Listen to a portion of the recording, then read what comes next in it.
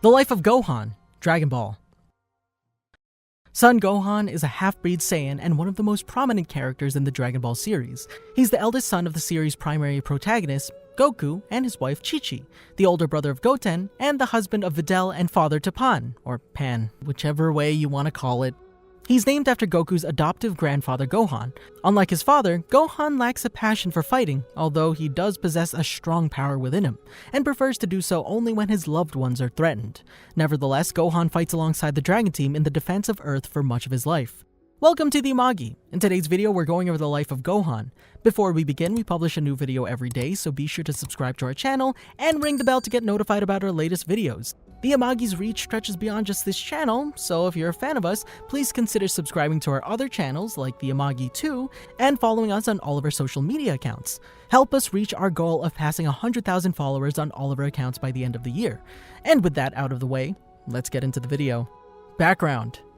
Gohan was born on May 18th of age 757, about a year after Goku and Chi-Chi married following the conclusion of the 23rd World Martial Arts Tournament. As a newborn, he went on for a time without a name until Goku's grandfather's name was mentioned, which Gohan liked, as opposed to the name his mother chose, Einstein. His early childhood was a pampered one, unlike his father's. His life was relatively well-balanced with a loving family and a nice home. Gohan was well-adjusted and intelligent, but unlike his father as a child, he lacked any affection for fighting and was easily scared at a level that most normal children would be. Goku gave Gohan the 4-star Dragon Ball and put it into his hat for him to honor his grandpa. Once, Goku and Chi-Chi were walking through a meadow with Gohan on a stroller, but the stroller was accidentally released, causing them to chase after it. Gohan was then sent flying out of the stroller, but his latent power's brief awakening not only allowed him to survive crashing into a tree, but also plowing a hole through the trunk, amazing Goku at the hidden power of Gohan. Saiyan Saga. Despite Goku's protests, Chi-Chi homeschools Gohan to be a scholar until he's about 4. At this time, he's shown as a shy but very smart boy who also has a tail like Goku once had before it was removed. He's also very sensitive and appears cowardly at some times. While Goku reunites and talks with his old friends, Gohan rides on Turtle's back and plays rock, paper, scissors with a crab, enjoying himself. After Goku's brother Raditz explains his Saiyan origins and attacks Goku with ease, he kidnaps Gohan while the latter rushes to his father's aid, putting Goku at a stalemate. That if he doesn't kill 100 humans by the next day, Raditz will eliminate his nephew.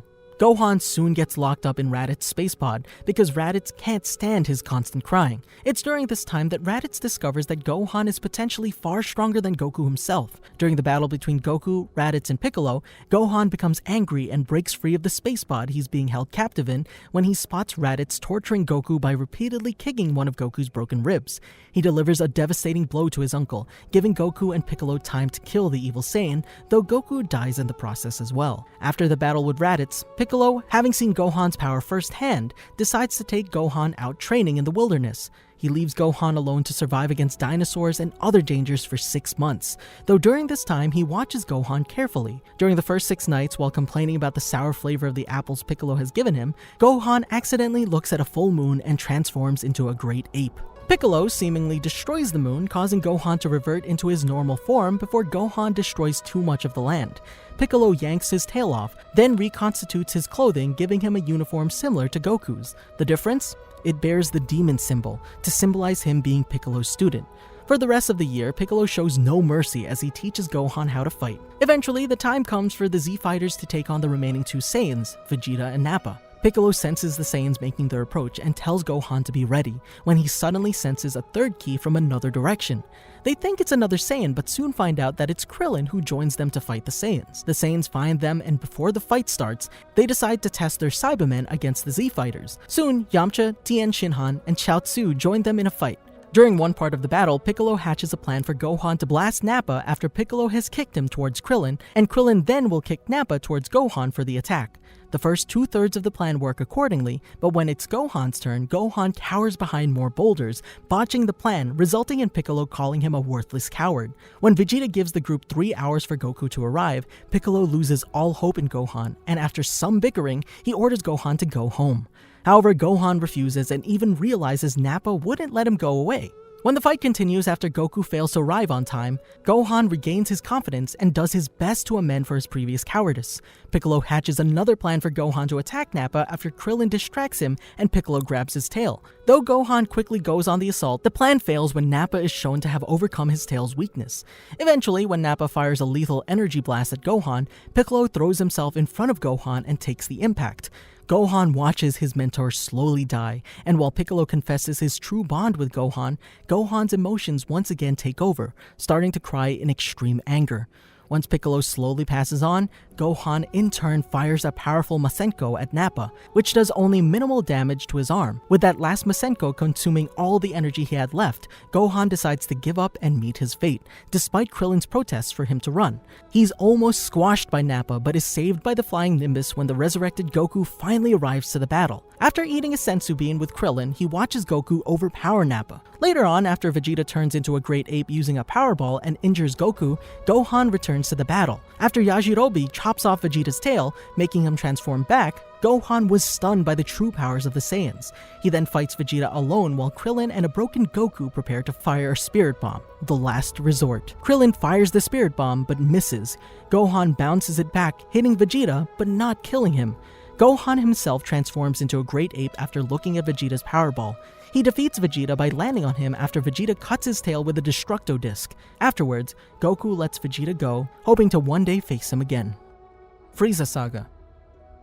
After recovering from his injuries in West City Hospital, Wukong Hospital, Gohan chose to go to the planet Namek with Krillin and Bulma to gather the Namekian Dragon Balls to bring back his friends back to life. Because Piccolo's death caused Kami's death too, which caused the Earth's Dragon Balls to turn to stone. Gohan was on a personal mission to wish back Piccolo, and went so far as to wear a copy of Piccolo's Dogi to honor him. After their long trip with a few sidetracks, they finally make it to Namek, where they find out Vegeta has also come seeking the Dragon Balls, along with his former far more powerful boss, Frieza. While scouting the planet with Krillin, Gohan spots Frieza and his minions, Zarbon and Dodoria, tormenting Namekian villagers.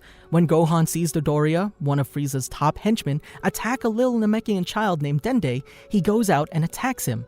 Afterwards, Dodoria chases Gohan, Krillin, and Dende, but they eventually lose him and Vegeta kills Dodoria. Gohan and Krillin bring the young Namekian Dende to their hiding spot. Bulma awaits them in a capsule house and is surprised to see Dende. After a meal, Dende explains to them that there is a Dragon Ball kept safe with Grand Elder Guru, the ruler of the Namekians. After Dende takes Krillin to see Guru, Bulma notices that the Dragon Radar is picking up a solitary Dragon Ball in an isolated place, where Vegeta hid it earlier underwater, and has Gohan go retrieve it.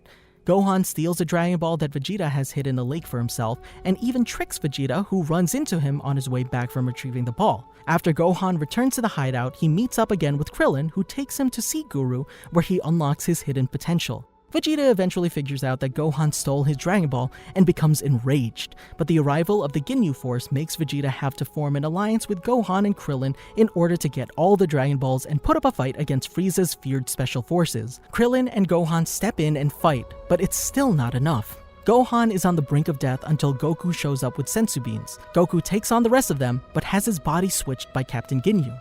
With Goku completely weak in Captain Ginyu's body, Gohan has to try to fight Captain Ginyu in his father's body, although he's initially reluctant to do so despite knowing it's not his dad, as he still feels he's injuring his dad by doing so. Captain Ginyu is unable to fully figure out Goku's powers, and after Captain Ginyu ends up in a frog's body, Gohan and the others gather the Namekian Dragon Balls and wish for Piccolo to be brought back to life on Namek. Shortly after, Frieza ambushes them, making them stall for Piccolo to come. In the Z-Fighters' battle against Frieza's second form, Krillin is injured by the Tyrant and is sent into the depths of the water below. Gohan rushes to save his friend from drowning, but Frieza stops him. Getting angry, Gohan attacks Frieza with a barrage of punches and kicks, followed up by the Gekiretsu Madan, a massive wave of energy blasts, following up with a Masendan to finish the job that would bring the Tyrant to his knees. When Piccolo, now greatly powered up after fusing with the Namekian hero Nail, arrives on the battlefield, he fights an even battle against Frieza while Gohan and the others watch in amazement. However, Frieza transforms into his third transformation and gains the upper hand. Seeing this, Gohan becomes enraged and attacks Frieza with the full power Masenko, hindering Frieza for a few minutes. Eventually, Frieza manages to deflect the attack back at Gohan, who is saved by Piccolo when he destroys the attack with a Ki Blast. Frieza then transforms into his final form, and as his first act, kills Dende, who had been healing the Z-Fighters. Frieza then tries to kill Gohan with a death beam, but Vegeta saves the young Saiyan by kicking him out of the way of the blast. Gohan, Krillin, and Piccolo watch in horror as Vegeta gets brutally beaten by Frieza until Goku arrives. In order to buy Goku some time, Gohan and Krillin lend their energy to Piccolo so he can stall Frieza enough for Goku to complete his large spirit bomb. When Frieza prepares to kill Piccolo, Gohan and Krillin summon up the last of their energy and distract the tyrant with a surprise attack, saving the Namekian's life. Goku then fires his completed spirit bomb. It proves successful and Frieza is plummeted into the depths of the spirit bomb, heavily injuring him. Believing the tyrant to be dead, the heroes relax and prepare to go home to Earth until Frieza appears on top of a boulder and reveals to be alive. Frieza mortally wounds Piccolo, overwhelming Gohan with horror and grief at the presumed death of his mentor and friend. Next, Frieza kills Krillin by telekinetically blowing him up into pieces, which enrages Goku and allows him to transform into a Super Saiyan. He assertively orders Gohan to take Piccolo and retrieve Bulma, and take them to the ship that he traveled in and use it to head back to Earth. Reluctantly obeying his father's wishes, Gohan leaves the battlefield with the unconscious Piccolo and manages to retrieve Bulma. Later, when he senses that his father is supposedly dead, Gohan returns to the fight to stall Frieza before Namek explodes. However, despite his best efforts, he's unable to stall Frieza as the tyrant taunts him and he is not fighting, in addition to Frieza deducing the real reason Gohan is attempting to fight him. However, Gohan then senses that his father is still alive and powers up. Goku rises up from the ocean below and tells Gohan to get off Namek. Gohan flies away from the fight and encourages his father to win. As Gohan is flying back to the spaceship, he and the others are later transported to Earth by Porunga, while Goku is left finishing the battle with Frieza on the dying planet Namek. After Goku wins the battle but is caught in planet Namek's explosion, Gohan and the others mourn the Saiyan warrior's apparent death. Months later, they are allowed to use the Namekian Dragon Balls to wish Goku back to life. However, they're shocked after the Eternal Dragon Porunga refuses the wish that Goku be brought back to life, but everyone rejoices once the dragon explains that Goku didn't die from Namek's explosion. During this time of peace, everyone awaits the arrival of Goku, and Gohan goes back to his studies while Piccolo watches over him and his mother. Frieza-Androids Interlude. A year after, or 2 years later in the Funimation dub, Goku defeated Frieza on Namek, Gohan and Chi-Chi still await for Goku's safe return to Earth. However, things turn bad when the Z-Fighters sense Frieza heading towards Earth, along with another powerful being, his father, King Cold. Gohan and the Z-Fighters regroup where Frieza and King Cold's spaceship is landing, at Northern Wastelands, but without Goku's help, the Earth appears to be doomed. However, when Frieza and King Cold land on Earth, they're confronted by a mysterious youth who transforms into a Super Saiyan and easily destroys Frieza and King Cold along with their henchmen. After the fight, he tells the others to follow him to when and where Goku will be arriving. After waiting 2 hours, 3 in the manga, Goku arrives on Earth and he and the youth have a private talk. With the conversation over, the youth departs to his future, but promises to meet them again when the androids arrive. During the next 3 years, Gohan trains hard with Goku and Piccolo to prepare for the android threat. Android Saga. 3 years later, the Z-Fighters locate the androids on an island 9 miles southwest of South City. However, not wanting to fight in the city in fear of causing more damage after Jiro had already destroyed half of the city, they fly to a wasteland so they can fight. Goku transforms into his Super Saiyan form and dominates Android 19 until the Saiyan contracts the heart virus future Trunks warned him about 3 years prior, allowing Android 19 to gain the upper hand and steal some of Goku's energy. Goku, however, is saved by the arrival of Vegeta, who transforms into a Super Saiyan himself and easily destroys Android 19 while the Z-Fighters watch in amazement. With Android 19 destroyed, Android 20 becomes scared and retreats, with the Z-Fighters in pursuit. During the search, Piccolo is suddenly ambushed by Android 20, who attempts to steal the Namekian's energy and use it against Vegeta. Luckily, Piccolo telepathically contacts Gohan and tells him to come help him. Gohan soon arrives and knocks Dr. Gero down to the ground, saving Piccolo's life as the Z-Fighters gather around. Piccolo then fights Android 20 alone and dominates the android with the strength he achieved from the last 3 years of intense training, cutting off one of Gero's hands. Future Trunks then comes back from the future and arrives on the battlefield with the Z-Fighters, only to discover that these androids are not the ones in his future timeline. However, Android 20 manages to escape and the Z-Fighters search for him while Gohan flies Bulma, Trunks, and Yajirobe back home to Capsule Corporation. Dr. Gero makes it back to his lab and activates 2 of his more powerful creations, Android 17 and Android 18. However, the androids rebel and kill Dr. Gero and proceed to activate another android, Android 16, whose sole purpose is to kill Goku. The Z-Fighters battle the new androids only to be badly beaten as the androids fly away to find and kill Goku. Cell Saga. When the Z-Fighters are in an airplane with a weakened Goku, flying away from the androids, Gohan and future Trunks leave and meet with Bulma to investigate an old time machine that was used to travel to the past. The time machine is covered in moss and has a large hole at the top. In there, they find a large eggshell split in half, but can't get any conclusions from it.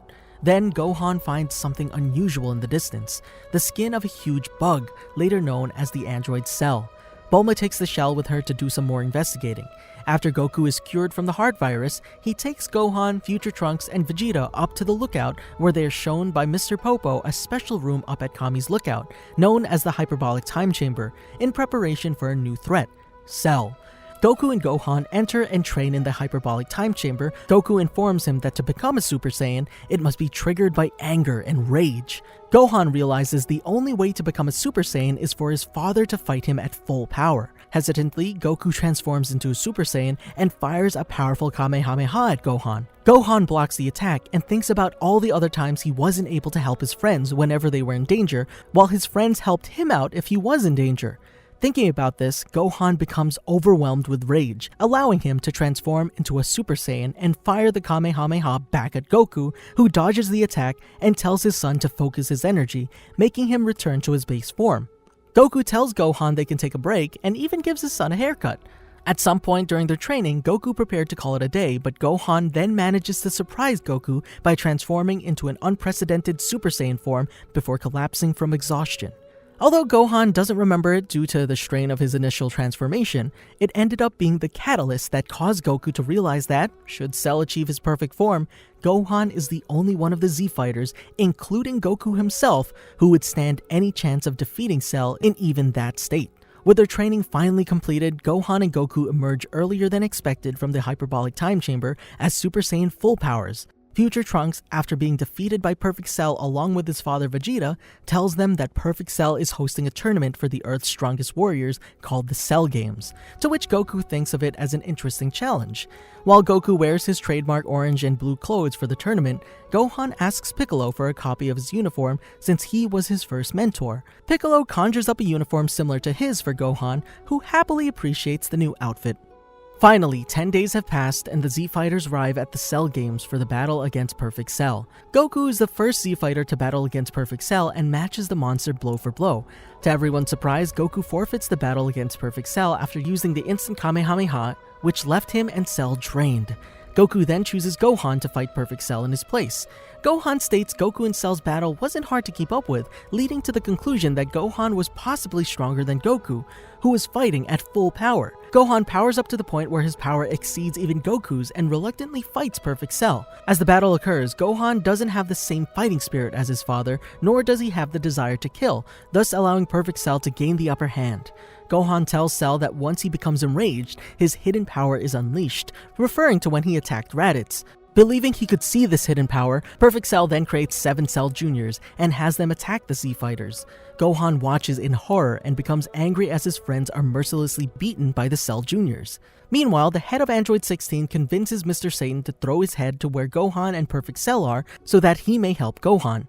Now in Gohan's sight, Android 16 tells Gohan to not be afraid of releasing his anger, and that it was okay to fight if he wants to protect the people and the world he loved.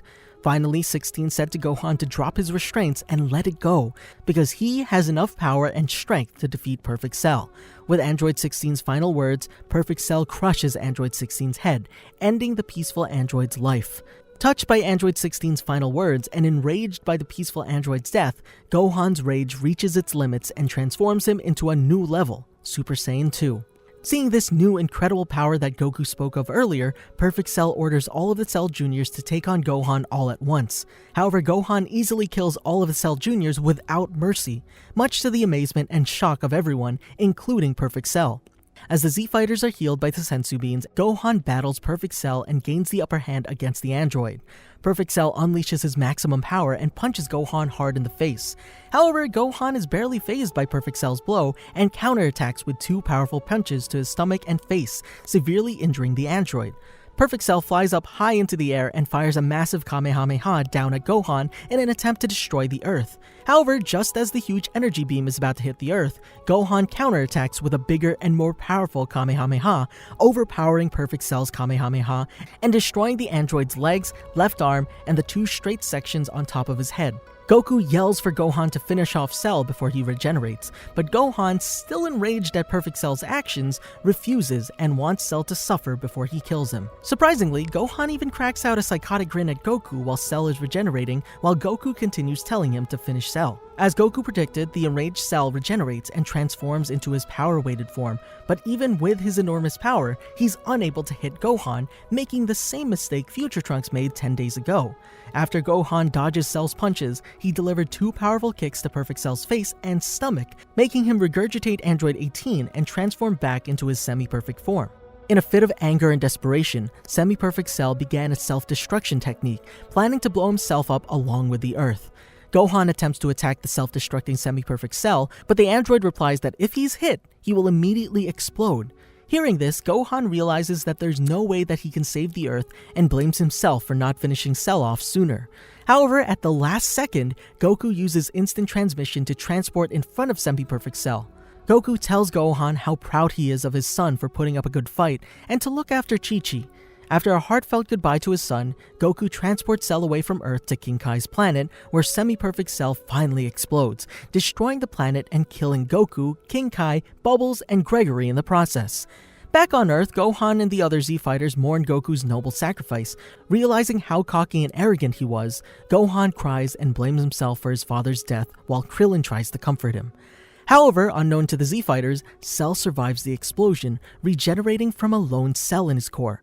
Doing this effectively raised his power higher due to the same genes he absorbed from Goku and Vegeta, and he also learned Goku's instant transmission technique, which he used to head back to Earth.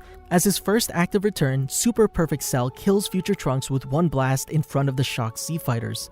Gohan was in fact pleased to see Super Perfect Cell had returned, hoping to defeat the android so he could avenge his father. Enraged by his son's death, Vegeta, in a fit of fury and rage, transformed into a Super Saiyan and attacked Super Perfect Cell with a powerful barrage of energy blasts. However, as the dust clears, Super Perfect Cell emerges from the blast, unharmed, and smacks Vegeta aside to the ground and fires a powerful blast at the Saiyan Prince.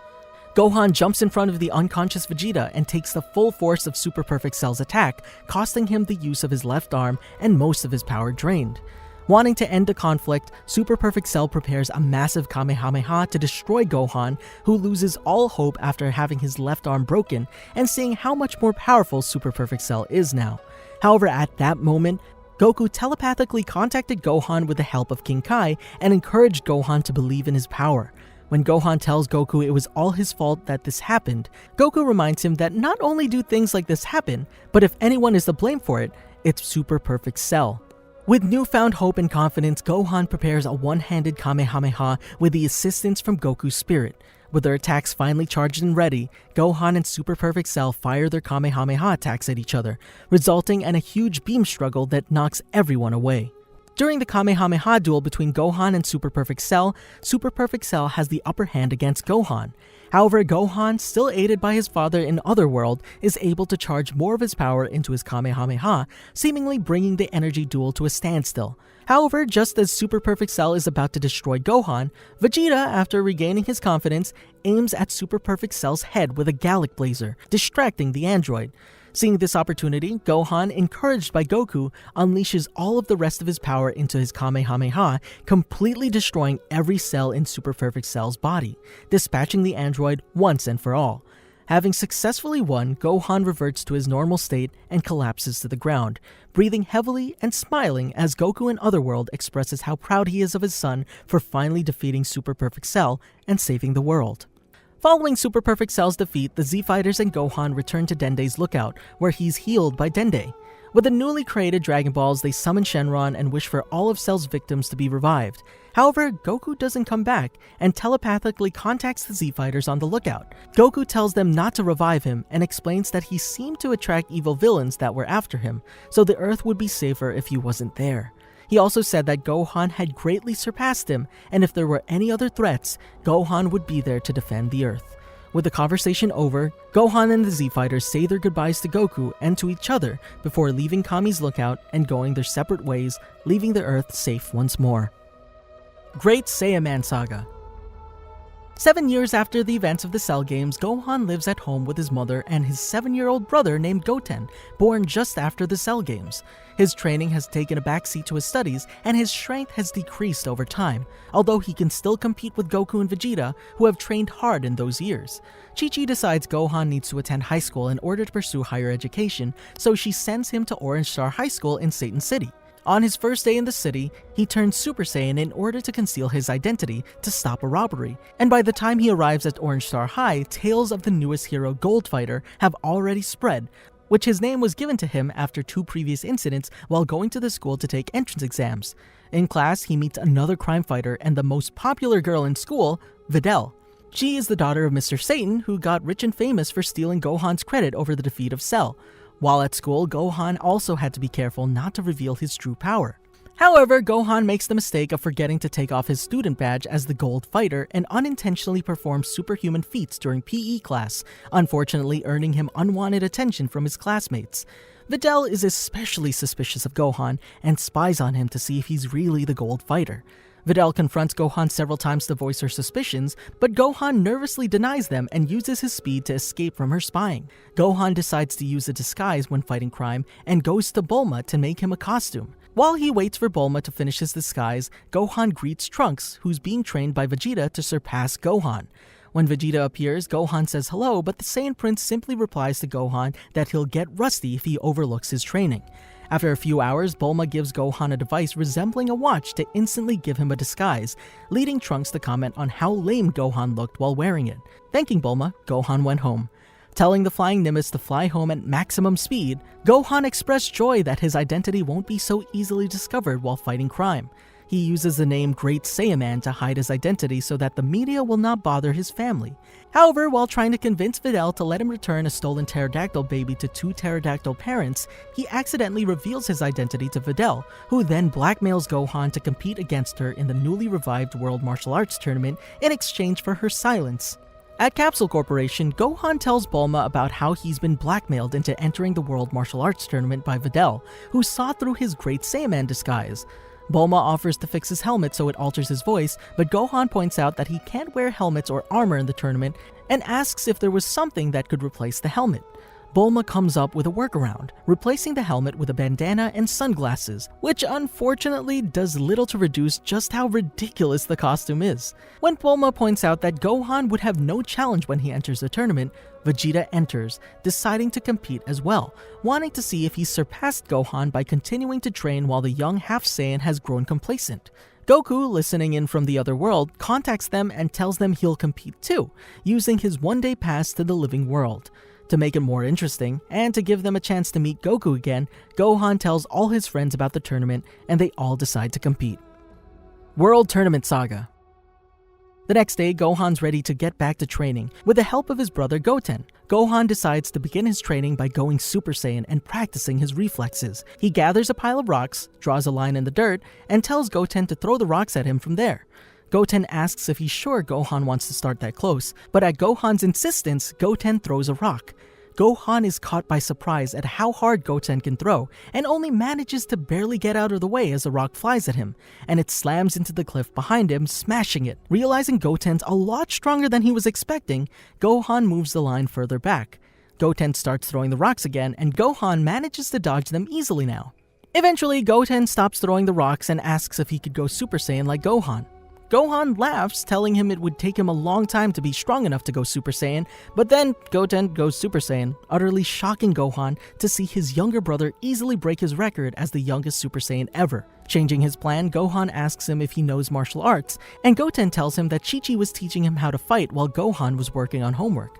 When Gohan asks if Chi-Chi knows Goten can go Super Saiyan, Goten says he showed her once, and she said it made him look like a punk. Knowing that feeling too well, Gohan laughs about it. As they practice fighting, Gohan manages to avoid one of Goten's kicks by flying into the air. Goten calls Gohan a cheater because Goten doesn't know how to fly, stumping Gohan again. Gohan then sees a familiar airplane fly by and realizes Videl's on her way to his house. Gohan tells Goten not to go Super Saiyan in front of her. As they run back to their house, Goten is amazed at how strong Gohan was, but Gohan says Goten could enter the tournament too if he trained hard enough. Goten then tells Gohan that Trunks is even stronger than him, and Gohan starts to get worried that the kids will leave him in the dust if he's not careful. Gohan and Goten return to their house, where they find Videl and Chi-Chi in an argument. Gohan just sighs, saying he only wanted to train quietly. In the wilderness, Gohan begins to teach Goten and Videl how to fly, saying it's just a matter of controlling their energy. However, he learns that Videl has no knowledge of energy, since her father believes it to just be a trick. Goten demonstrates by shooting a ki blast and blowing up some rocks. Videl is very confused, so Gohan begins to train her from scratch, though she picks it up pretty quickly. After eating lunch with Chi-Chi, Videl has managed to gain enough control of her ki to begin floating, much to Gohan's amazement. Goten, however, has rapidly mastered flight and is flying around freely. Gohan reassures Videl that once she gets some training, she'll be able to fly like him. Videl says she'll come back tomorrow to Gohan's surprise. Before Videl can leave, however, Gohan suggests she cut her hair short. Videl blushes a bit, thinking Gohan prefers girls with short hair. Gohan obliviously states that it's for practical reasons, since short hair would be better in a fight. Embarrassed, Videl yells that her hair is her business and flies off in her plane. Nevertheless, the next day, Videl returns with her hair cut short. Gohan finds himself confused, not understanding girls at all. Videl is shown to be getting really good at ki control, as she's now floating a good ways above the ground. Goten, however, is still flying freely, and Videl wonders if she'll get that good. Gohan says that he doesn't really know, so Videl says she'll come every day until she can. Gohan then suggests to Goten that he stop showing off while Videl's around. Videl decides to take a break and tells Gohan not to say anything to her father about her learning to fly because she wants it to be a surprise. She also doesn't want her father to know that she's going to a boy's house, since he won't let her go out with anybody weaker than him. But since he's the world champion, she believes everybody's weaker than him. Gohan asks if she's ever practiced with her father, and she says no. Gohan grins, knowing Videl doesn't realize she's a lot stronger than Mr. Satan. On the day of the tournament, the Dragon Team and their family and friends go to the arena in a plane being flown by Bulma. Gohan doubts his father will recognize Krillin with his hair, which makes Krillin chuckle. Gohan then asks Vegeta, Goten, and Trunks not to turn Super Saiyan at the tournament, with Bulma thinking that's a good idea since they'll be on TV and could be recognized from the battle with Cell. At the tournament, there's a huge crowd, and they don't see Goku anywhere. Goten then spots Piccolo, and Gohan goes over and asks him if he's seen his father, but he hasn't. Just then, Goku lands, with fortune teller Baba beside him. Almost everyone tears up and embraces him in an emotional reunion. At the start of the preliminaries, not including the junior division, there are 194 people present, but only 16 can participate. Mr. Satan will participate automatically since he's the reigning champion, but they'll now pick the remaining 15 using a punch machine. The 15 highest scores will pass. Mr. Satan demonstrates the punch machine, saying no one can do better than him. Krillin smugly says otherwise. Piccolo telekinetically destroys all of the cameras and says he did it for Gohan so his high school friends won't find out his true identity, much to Gohan's delight. Gohan splits off from the group to find Videl just as Mr. Satan prepares to use the punch machine. Goku, Krillin, Android 18, and Piccolo each give it a light tap and get in the 200s of it. Vegeta doesn't hold back at all, and when he punches the machine, it's destroyed. Gohan asks Videl how well she can fly now, and she asks him why he isn't shocked that Vegeta destroyed the punch machine and how everyone in that group got over 200, and her dad's record was only 139. Videl continues wondering about that group as they come over toward Gohan, with Goku noting that his friend was a girl. Krillin teasingly says she's a very cute girl.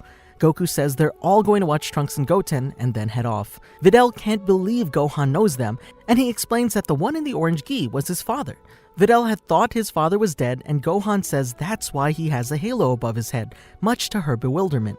The junior division begins while Gohan and Videl are still lined up at the punch machine, unable to watch.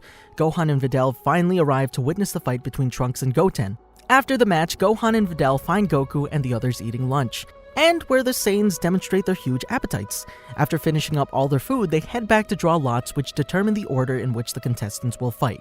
At the drawing, Gohan is pit against Kibito in the fourth match. Goku warns Gohan not to underestimate him.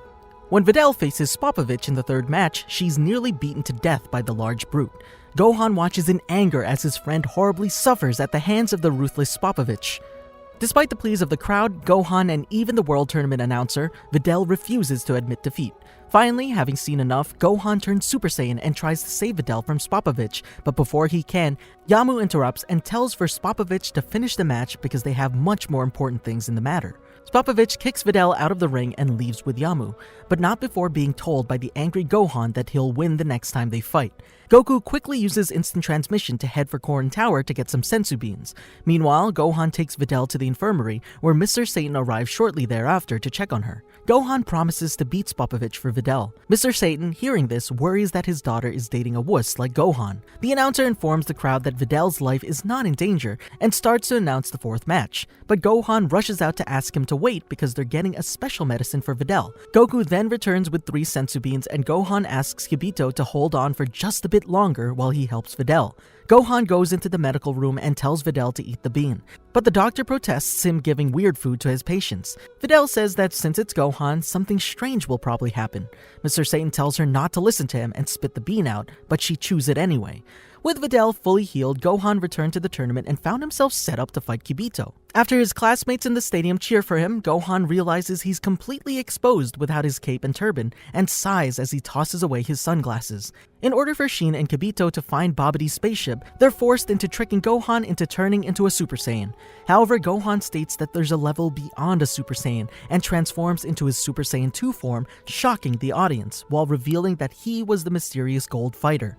At that moment, Yamu and Spopovich jump into the ring and Shin paralyzes Gohan when he's about to attack. Yamu and Spopovich steal Gohan's energy, reverting him back to his normal state, and fly off with Shin and the other Z-Fighters in pursuit. Kibito heals Gohan, restoring his energy, and explains they're going after Spopovich and Yamu to find Babidi's spaceship. Gohan and Kibito, along with Videl, fly away to meet up with the Z-Fighters and the Supreme Kai. After flying for a time, Videl gets tired and decides to head back to the World Tournament, seeing as the opponent they're going to face is too powerful for her. However, before leaving, she and Gohan have a conversation about the identity of the Gold Fighter, who is actually Gohan. Figuring this out, Videl comes to the conclusion that 7 years ago during the Cell Games, Gohan was the golden-haired boy who had killed Cell, not Mr. Satan. Gohan and Videl say goodbye to each other, and Videl promises that she's not through with him yet, indicating that she's fallen for him. Gohan and Kibito later catch up with Shin and the Z-Fighters at Babidi's spaceship. The group lands on a nearby hill and suppress their keys so they aren't detected. They watch as Spopovich and Yamu talk to Pui Pui, and realize that Babidi had hidden his spaceship underground, which likely means Babidi knows Shin and Kibito are there. Piccolo suggests they attack before they get a chance to resurrect Majin Buu, but Shin advises them to be patient, saying that Babidi will most likely release Buu outside of his ship. Kibito explains that Babidi takes advantage of the evil in one's heart and controls them via their thoughts. Thus, a demon like Dabura was a suitable choice. That's why only people like them, without evil in their hearts, can fight Babidi. Shin says they really hadn't counted on Dabura being here, and Vegeta asks if they think they can't win. Vegeta says that Majin Buu won't be revived because he won't lose to guys like this. Goku tells Krillin he should leave, and he agrees. However, when Yamu and Spopovich give the energy to the evil wizard, Babidi retaliates by killing them. Dabura and Babidi realize the Z-Fighters are nearby and decide to steal their energy by killing the weaker fighters and luring them into the spaceship. Dabura flies up to the Z-Fighters and kills Kibito with an evil impulse blast at point-blank range. After a brief fight, Dabura spits on Krillin and Piccolo, turning them to stone, and flies back to the spaceship. Goku asks if there's a way to restore Krillin and Piccolo, and Shin says only if Dabura dies. Goku is glad it's such a simple method. Goku, Gohan, and Vegeta go after Dabura with a reluctant Shin following behind. When they get inside the spaceship, they're told they must defeat the 3 fighters if they want to destroy Babidi and leave the ship. When the first fighter, Pui Pui, appears, Goku, Gohan, and Vegeta play rock, paper, scissors to see who gets the fight first. In the end, Vegeta wins the game and steps up to fight Pui Pui. Pui Pui reveals that if they take any damage, it will be converted to energy for Majin Buu. With the defeat of Pui Pui, they can proceed to the next stage. Goku becomes impatient while Vegeta contemplates just destroying the door, but Shin insists he mustn't, lest he disturb Majin Buu. Vegeta thinks this Majin Buu is probably nothing special, just like Dabura. Goku agrees, thinking Dabura is probably about as strong as Cell was 7 years ago. Next, at level 2, Babidi sends Yakon to obtain energy from the 3 Saiyans, and Goku takes his turn to fight the giant green beast. With Yakon's death, the 4 fighters proceed to level 3.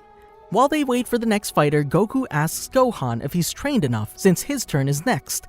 Vegeta says that Gohan has gotten weaker in these times of peace and that he and Goku are stronger than him now. Although Vegeta believes if he were to lose his temper like with Cell, then Gohan could release his full power. Suddenly, the door begins to open and Dabura, the last and strongest of Babidi's fighters, enters the room. Dabura praises them on defeating Yakon and making it to stage 3, but doubts they can defeat him. Vegeta says Babidi must be getting desperate to send him out so soon. Dabura simply chuckles and tells them all to attack, but Gohan says he'll be the one to defeat Dabura and demands that Babidi transport them somewhere else. Babidi asks Dabura where he would like to fight, and the Demon King replies that he wishes to fight on a world similar to Earth. They're transported to a mountainous range and engage in battle. At first, Gohan's fighting a little rusty against Dabura due to not training during the 7 years after the Cell games, but after transforming into Super Saiyan 2 form, Gohan manages to fight evenly with the Demon King.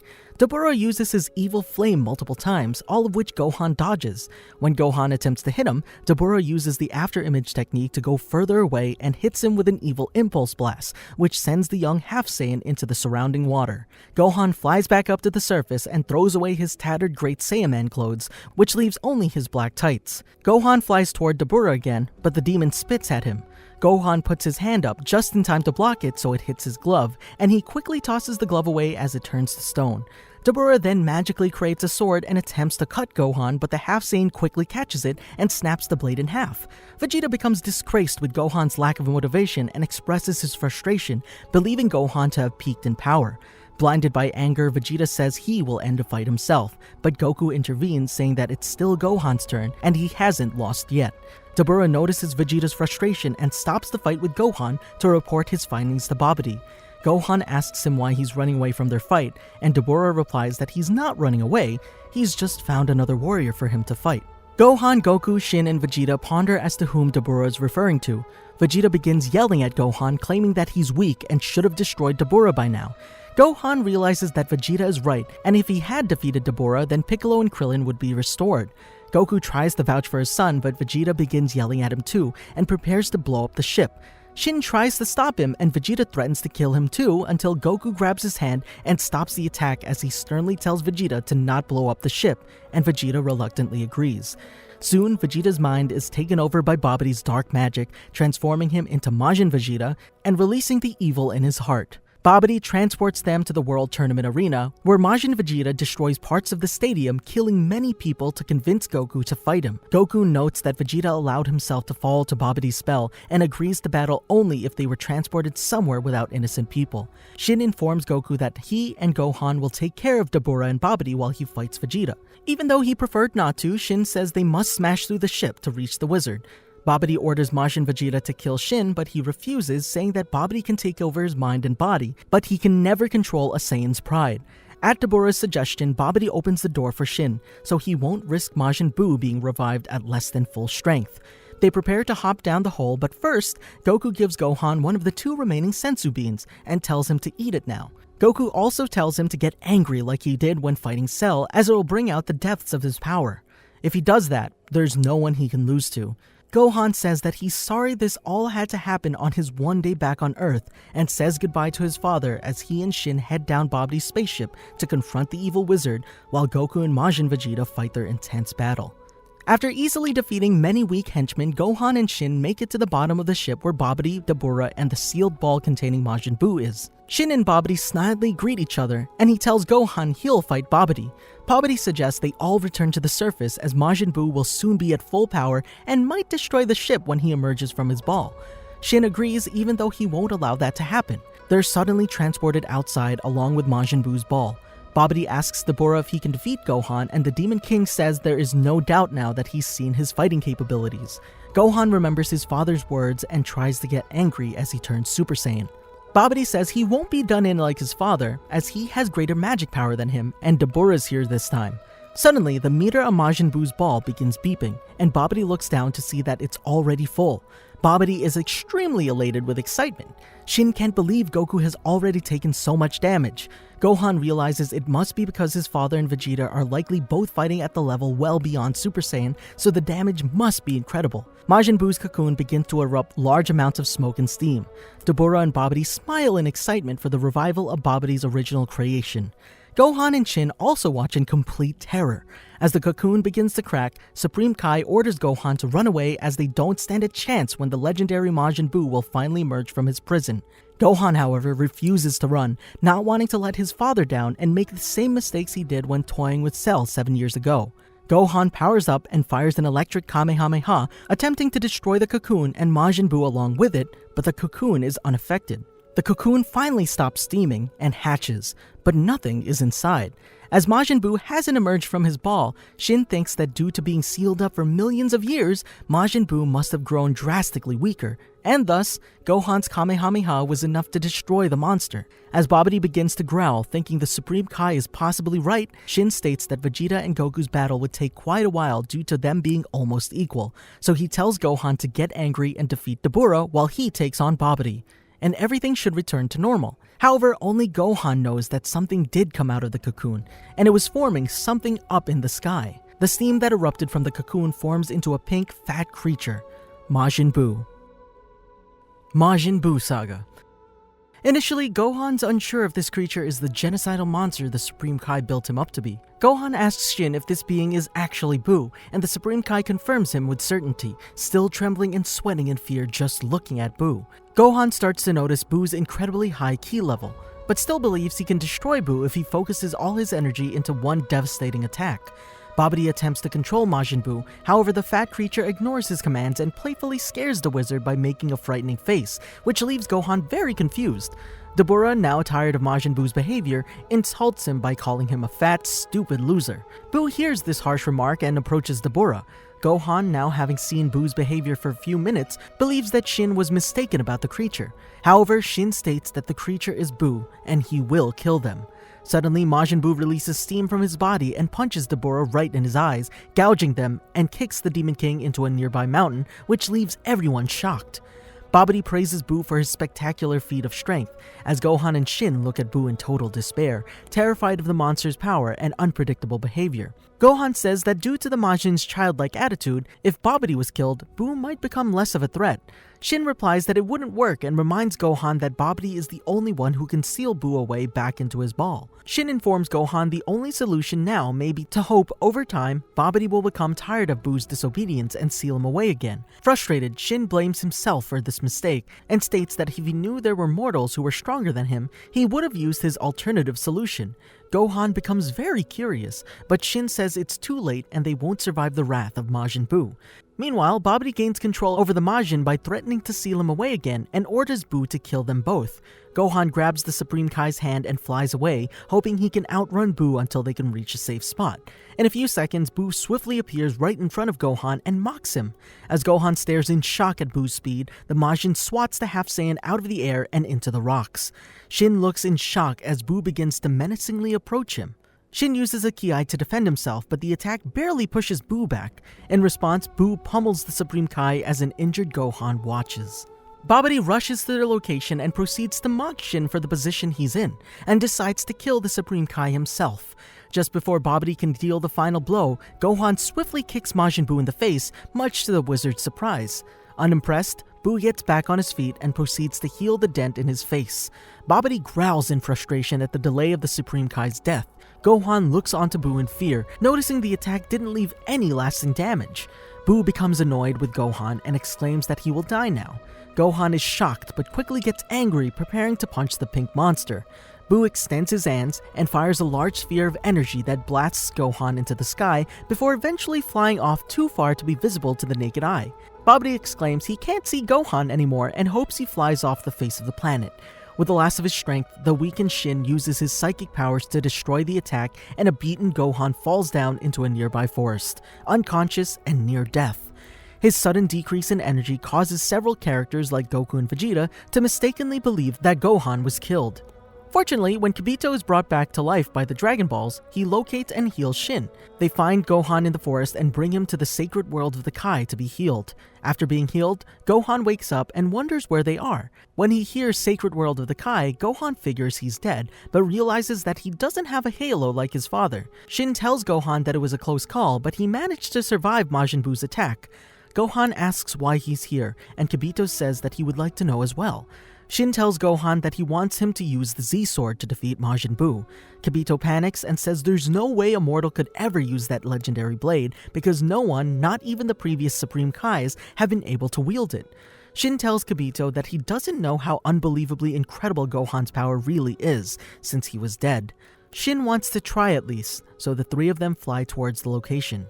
As they fly along, Gohan is enraptured by the beautiful landscape of the sacred world of the Kai and says it reminds him of Mount Paozu. Kibito tells Gohan that his tattered clothes are too inappropriate for this sacred land, and so he magically gives the half-Saiyan a uniform just like his own. Shin thinks it looks good on him, but Gohan feels weird looking just like Kibito. The three of them land atop a very tall, thin pillar-like plateau where the Z-Sword is stuck in the ground with only the hilt visible. Shin asks Gohan to pull it out and states that no one has ever been able to pull it out of the rock. Gohan says this reminds him of an old story on Earth and asks what will happen when he pulls the Z-Sword out. Kibito says he's supposed to gain tremendous power, probably more than enough to beat Majin Buu. Gohan is amazed, but Kibito assures him he can't pull it out anyway. Shin tells him to shut up and watch. Gohan starts pulling with all of his might, but it won't come out. Gohan then stops and grasps his hand in pain, while Kibito smirks. Gohan then transforms into a Super Saiyan, or a Super Saiyan 2 in the anime due to the electrical sparks in his aura. But Kibito doubts it will make much of a difference. Gohan starts pulling again, and he still struggles, but it eventually begins to budge. Gohan pulls it all the way out, shocking Kibito and making Shin happy. Back on the ground, Shin asks how the sword is. Gohan, no longer Super Saiyan, says it's heavy, but it doesn't seem like there's much power in it. He doubts it could really beat Buu. Kibito says of course it can, so long as the wielder is able to use it freely. Gohan asks Kibito to try holding it and hands the sword over to him. Kibito immediately drops it, leaving a huge dent in the ground and can't get it up again. This sounds like a erection joke. Kibito plays that down, but then nervously yells that he must be able to use the sword freely. As Gohan continues training, Shin comments that he's gained more control over the Z-Sword in such a small amount of time. Gohan remembers that his father continued to train in the other world, and that he has to become stronger even just a little bit, as Majin Buu is still alive. Elsewhere, Goku is forced to return to the afterlife, and he immediately sets out to find Gohan in Otherworld. He learns from King Yama that Gohan is still alive and teleports to the sacred world of the Kai to find Gohan practicing with the Z-Sword. Everyone is shocked to see him. Goku wonders about Gohan's Supreme Kai clothes and then notices Shin and Kibito, who freaks out that there's yet another mortal on their holy ground. Gohan asks why he's here, saying that his 24 hours aren't up yet, and so Goku explains everything that has happened after Gohan's disappearance. Some time passes and Gohan contemplates everything Majin Buu has done to the Earth. Goku asks Gohan if he can hold the Z-Sword and says it really is very heavy, swinging it around a bit. Goku asks Shin if he can stay on his world until Gohan goes to fight Buu, and also asks if he can have some food. Shin asks Gohan if he also wants to rest, and so they all head off. The next day, after seeing Gohan's excellent progress with the Z-Sword, Goku decides to test its strength by throwing a huge boulder, which Gohan easily slices in half. Shin thinks they could test it with something harder, and summons a large cube of Kachin, the densest metal in the universe, to see if Gohan can slice through it as well. However, when Goku throws the Kachin at Gohan, the Z-Sword snaps in two. Everyone is completely shocked, and Goku blames it on the Supreme Kai, but Shin says that the legendary Z-Sword was supposed to hold the greatest power. Gohan thinks the legend may have been exaggerated, as he drops the sword's broken remains. Gohan does perk up and says that his physical strength has increased, since the Z-Sword was so heavy. Maybe that was the source of its great power, and Shin enthusiastically agrees that Gohan has probably powered up greatly. However, Goku is unsure if that's enough to beat Majin Buu. Suddenly, an old man in a Supreme Kai outfit appears and says that's not it. Everyone wonders who he is, and the old man says he's a Supreme Kai from 15 generations ago, shocking Shin and Kibito. Old Kai explains that many eons ago, a terrible bad person, not as terrible as Majin Buu, sealed him away in the Z-Sword. The person did it because he was afraid of the Old Kai's fearsomeness. It's later revealed that Old Kai was referring to Beerus, the Destroyer, and he apparently lied about the reason of his sealing. He was most likely posturing in an attempt to impress Shin and the others. Goku thinks the Elder Kai doesn't look particularly strong and decides to test him by shooting a blast at him.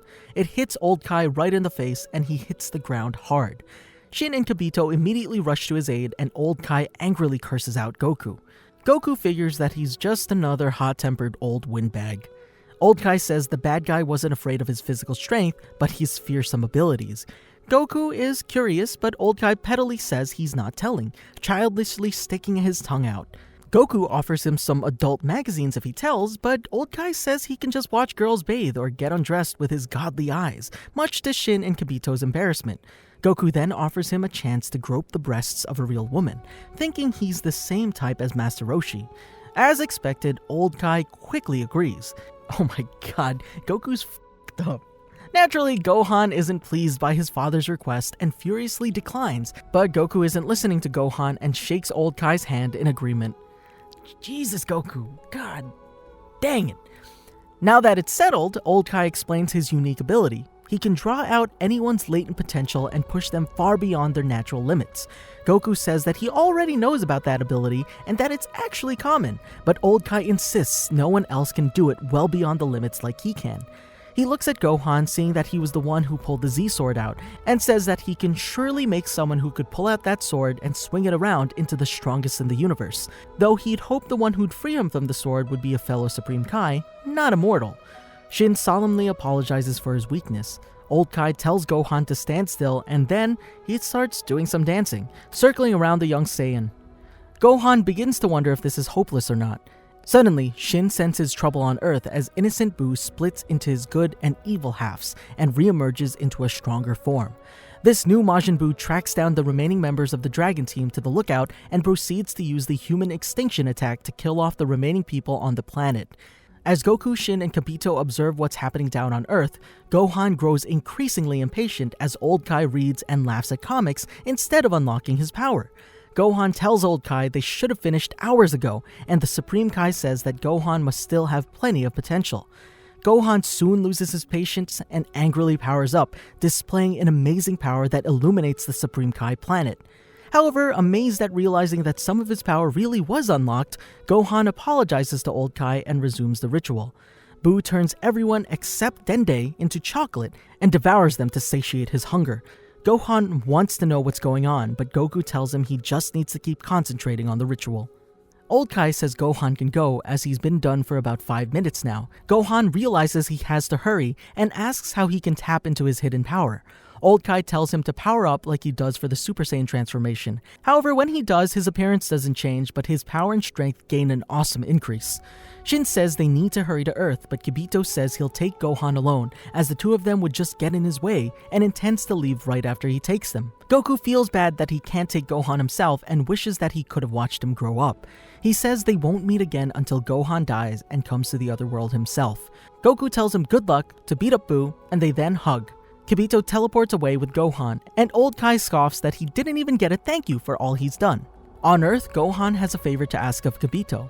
He wants different clothes. He wants to fight in the same gi as his late father to honor him. Kibito says that's a simple thing, and asks if the color was the same as the excrement of the frogs on planet Popol. Gohan says it was a bright orange color, and in a flash, it's done. Before leaving, Kibito says he'll be praying for him from the sacred world of the Kai, and Gohan says to give his regards to the two Supreme Kais. With his power finally released and the fate of the world now in his hands, Gohan flies off to confront the new Majin Buu, Super Buu. Gohan arrives on the battlefield where he finds Goten, Trunks, and Piccolo, who reveal that all of their friends and family were killed and eaten by Super Buu. Gohan is angry about this at first, until he senses Dende's faint energy signature, meaning the Dragon Balls can still be used. An enraged Gohan walks up to Buu, staring him down. Buu asks if he's foolish enough to fight him, but Gohan reveals that he's fully intent on killing Buu. Super Buu scoffs at this, saying that he's already beaten Gohan before, and he'll do it again. Gohan powers up and completely outclasses Super Buu and batters the monster with his Burst Rush attack, much to the shock of Goten, Trunks, and Piccolo. No matter how much he tries, Super Buu is unable to land any damage on Gohan, who easily dodges and blocks all of the monster's strongest attacks. Gohan confidently tells Buu that he doesn't stand a chance against him. Suddenly, Super Buu realizes it was him after all, but Gohan doesn't know what he means. Buu says that he had felt a strong power very far away earlier, and Gohan must have been preparing to fight him, but he can't allow anyone to become stronger than him. Gohan mocks Buu and says that he can't defeat him. Buu screams that he won't allow Gohan to get away with this, and he'll kill him.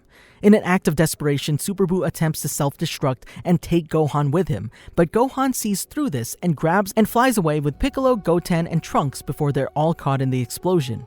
After getting to a safe distance, Gohan says that Buu didn't die when he self-destructed, nor was he trying to kill him with it, or else the planet would have been destroyed. Piccolo says he can't feel his energy at all, and Gohan says he's hiding it. Goten suspects a sneak attack, and Gohan figures he must be planning something. Trunks figures that even if Buu was alive, Gohan can easily take care of him and says he's as strong as their Super Gotenks. Goten says he's even stronger, and Trunks admits maybe a little. Piccolo asks Gohan how he even got this strong, and Gohan explains how he had become very powerful through Old Kai's magic ritual. Gohan then wants to know who has the Dragon Radar, and Trunks says that Piccolo has it. Piccolo says that with Dende dead, the Dragon Balls are useless. But Gohan points out a faint key he sensed, Dende's. The four of them fly towards Dende before Buu can regenerate. Along the way, they find an exhausted Mr. Satan and his adopted dog, Bee, who were wandering around in the desert. But Piccolo thinks they should bring him along since he did try to stop Majin Buu in his own way. Piccolo picks up Mr. Satan and Goten carries Bee. Piccolo wonders why Dende alone would have survived, since Buu had plenty of time to kill him. Gohan says that Goku informed him that Piccolo and Gotenks left the hyperbolic time chamber almost immediately after Buu did, so Buu probably didn't have much time since time works differently inside of the chamber. Piccolo realizes he'd gotten mixed up, and it had only been 10 seconds in this dimension. Piccolo drops Mr. Satan as he gets excited, but Trunks catches him. Soon enough, they spot Dende, who's excited to see everyone. Dende explains that Mr. Popo threw him off the lookout when Buu escaped from the time chambers since he must live, and Piccolo thanks Mr. Popo for his quick thinking. Mr. Satan also learns that Videl was murdered by Buu, and he's saddened and horrified about losing his daughter, but Goten reassures him that they'll bring her back to life with the Dragon Balls. Mr. Satan excitedly asks Goten if he's telling the truth. After an hour has passed, they suddenly feel Super Buu approaching. Gohan says that he'll finish off Buu and tells everyone to make sure they don't get caught up in the fight. Gohan is also curious to see what he's come up with in the last hour. A confident Super Buu arrives, and Gohan thinks to himself that nothing seems to have changed. Trunks thinks that Buu is bluffing and will just run away again. Buu looks over and yells that he wants to fight the boys again. Gohan refuses, saying he's Buu's opponent, but Buu insists he wants to settle the score with them before fighting Gohan. Gohan wonders why, but Buu ignores him and accuses the boys of being too scared, intentionally provoking their fragile egos. Trunks and Goten each say that they're not and foolishly decide to fuse again to fight Buu, but Piccolo obviously thinks something strange is going on. Gotenks starts off in his Super Saiyan 3 form, calling himself Super Gotenks, the Death God, or Grim Reaper depending on the dub, of justice. Falling into his trap, Gotenks along with Piccolo are absorbed into Super Buu, who sneakily used severed pieces of his own body to envelop them. Super Buu quickly transforms before Gohan can react. Buu lets out a sigh and looks down at Gohan with a devilish grin. His head tentacle is now elongated, extending down to his knees, similar to that of a Super Saiyan 3's hair, and he's wearing Gotenks' vest. Buu asks Gohan what he thinks about his new form and says he should be honored to witness the birth of the strongest Majin. Gohan calls him a coward for sneaking up on them, but Buu says it's all Gohan's fault for getting stronger. Buu explains that when he felt Gohan's existence from far away, he realized that the Half Saiyan might be stronger, so he started planning to absorb Gotenks to become the strongest in the universe. But since the fusion's power had a time limit, Buu decided to stall for an hour and absorb the boys at their full power. Gohan says that Buu's stupidity still hasn't changed, as it would have been smarter to just absorb him instead and become even stronger. Buu realizes Gohan doesn't get it, and tells him there's no point of being the strongest if there's no one to fight, and killing him is his greatest motivation. Gohan smiles, saying he gets it now.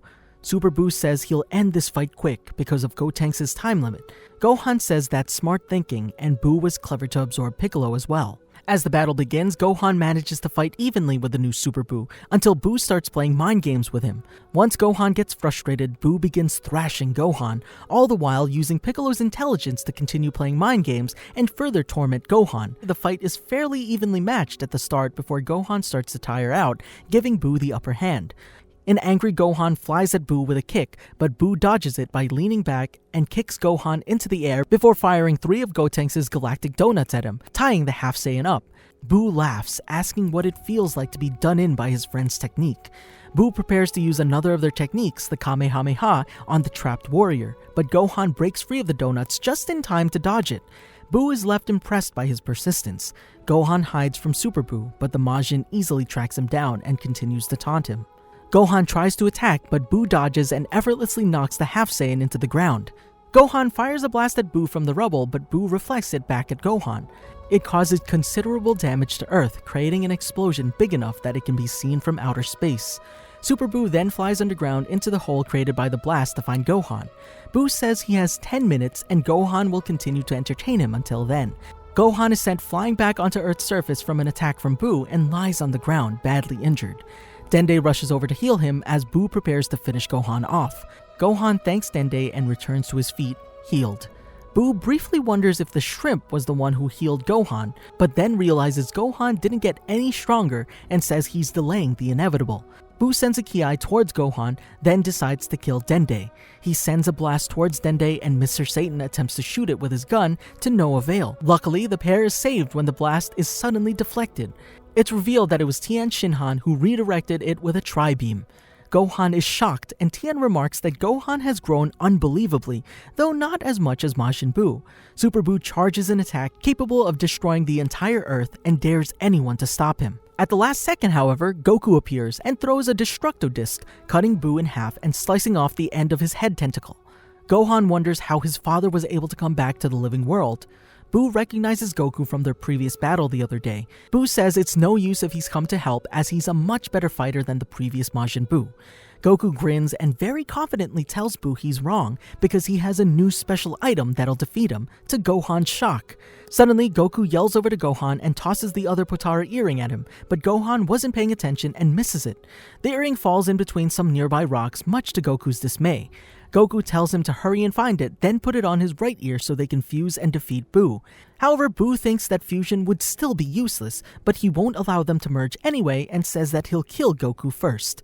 Goku begs him to wait as Gohan searches through the rocks. Buu rushes at Goku, who becomes a Super Saiyan 3 and prepares to fight. However, Super Buu suddenly stops just as Gohan finds the Potara. Buu begins to smirk and says he had an insurance plan, just in case of this. Goku wonders what he means, and Buu points to his head tentacle, asking Goku why he didn't bother to regenerate it after the Saiyan cut him in half. The severed piece down on the ground then turns into a blob and suddenly envelops Gohan. Super Buu absorbs Gohan, giving him even more power than he had when he had absorbed Gotenks. Later, Goku and Vegeta, who had fused into Vegito to dominate Super Buu, enter Super Buu's body to free their family and friends from the pink monster. They quickly find the 4 absorption victims contained in large pods with only their heads visible. Goku and Vegeta cut down the pods with small energy beams, causing Buu to revert back into his previous weaker forms. After everyone is free, Super Buu turns back into his much weaker original self before he had absorbed anybody. They also discover the old fat Buu stored inside a pod, which Vegeta tears down. The Saiyan duo then escapes from Buu's body with Gohan, Goten, Trunks, and Piccolo. However, this causes Super Buu to undergo a final transformation into his original and purest form, Kid Buu. Now purely evil and insane, Kid Buu casually charges a blast large enough to destroy the Earth. Goku notices he only has seconds to escape and decides to teleport Gohan, Piccolo, Goten, and Trunks to safety. As Goku prepares to teleport away, Kibito Kai suddenly teleports to Earth himself and grabs Goku's hand, teleporting the Saiyans, Dende, Mr. Satan, and Bee back to the sacred world of the Kai. Unconscious and unable to defend themselves, Gohan and the others are killed when Kid Buu destroys the Earth. But he's soon revived along with the Earth and everyone else by Porunga. With help from King Kai, Vegeta telepathically tells everyone on Earth to raise their hands and give them their energy to defeat Kid Buu. Goku's family and friends quickly realize that Goku needs energy for his Super Spirit Bomb and gladly contribute part of their energy to the Spirit Bomb. The Super Spirit Bomb is completed, and Goku finally obliterates Kid Buu. After Goku launches his Spirit Bomb, Gohan asks Piccolo what he thinks has happened. Piccolo confirms that he can no longer sense Buu's energy, which means that he has finally been destroyed. Gohan, Goten, and Trunks begin to cheer at Goku and Vegeta's victory.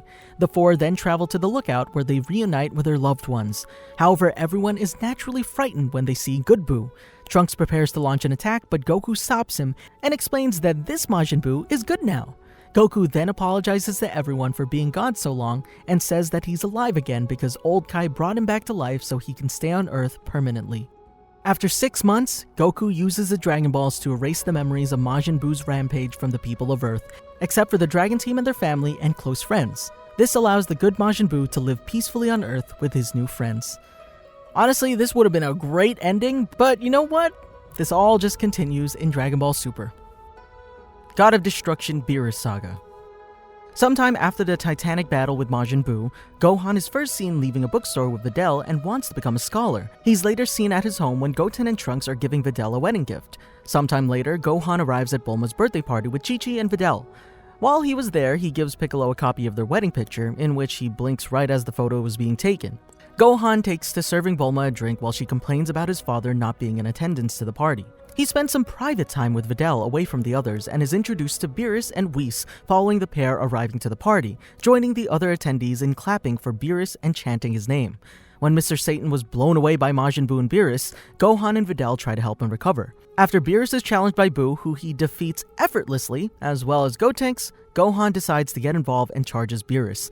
However, he's knocked out when Beerus hits him with Buu's body.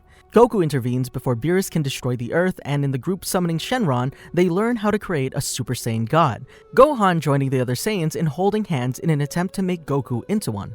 When this fails, Beerus tries to destroy Earth again, aiming directly at them prior to Videl intervening despite Gohan attempting to convince her otherwise.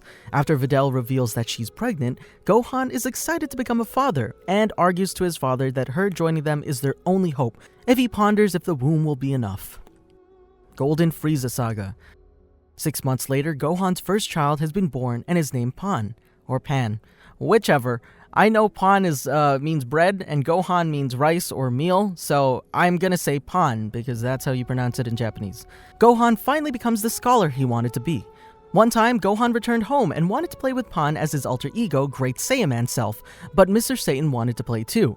They both began tossing Pan around until Chi-Chi interrupted and began yelling at them. Gohan, along with Mr. Satan, wanted Pan to be a martial artist, but she didn't want another warrior in the family. Gohan notices that Goku's trying to leave and go with Whis and train, so he tells his mother to try to prevent him from going. When Goku is about to leave, Gohan shows up with Chi-Chi and Goten with him, and Gohan argues that Goku needs to train and grow stronger in order to protect the Earth. But Chi-Chi didn't budge to that, and was eventually relieved when Chi-Chi abruptly gave in to Goku's wishes after he leaves, as she knows that he will return when he gets hungry. Gohan returns home with Videl. They have Piccolo babysit Pan when they're away. By the time of Frieza's revival, Gohan shows up and notices that Piccolo is worried. Piccolo senses power that he can't explain, then Gohan notices it too. 4 months later, when Gohan and Piccolo heard news of Frieza's return, they joined Master Roshi, Krillin, and Tien Shinhan in the fight against him and his army of 1,000 soldiers. Gohan tells everyone that Goten and Trunks won't show up due to Bulma's request, and they would do something reckless. Gohan takes on Frieza's army along with Piccolo, Krillin, Tien Shinhan, Jaco, and Master Roshi. Gohan challenges Shisami when he approaches. Gohan shoots a barrage of ki blasts while he gets charged at by Shisami, then gets caught in a bear hug.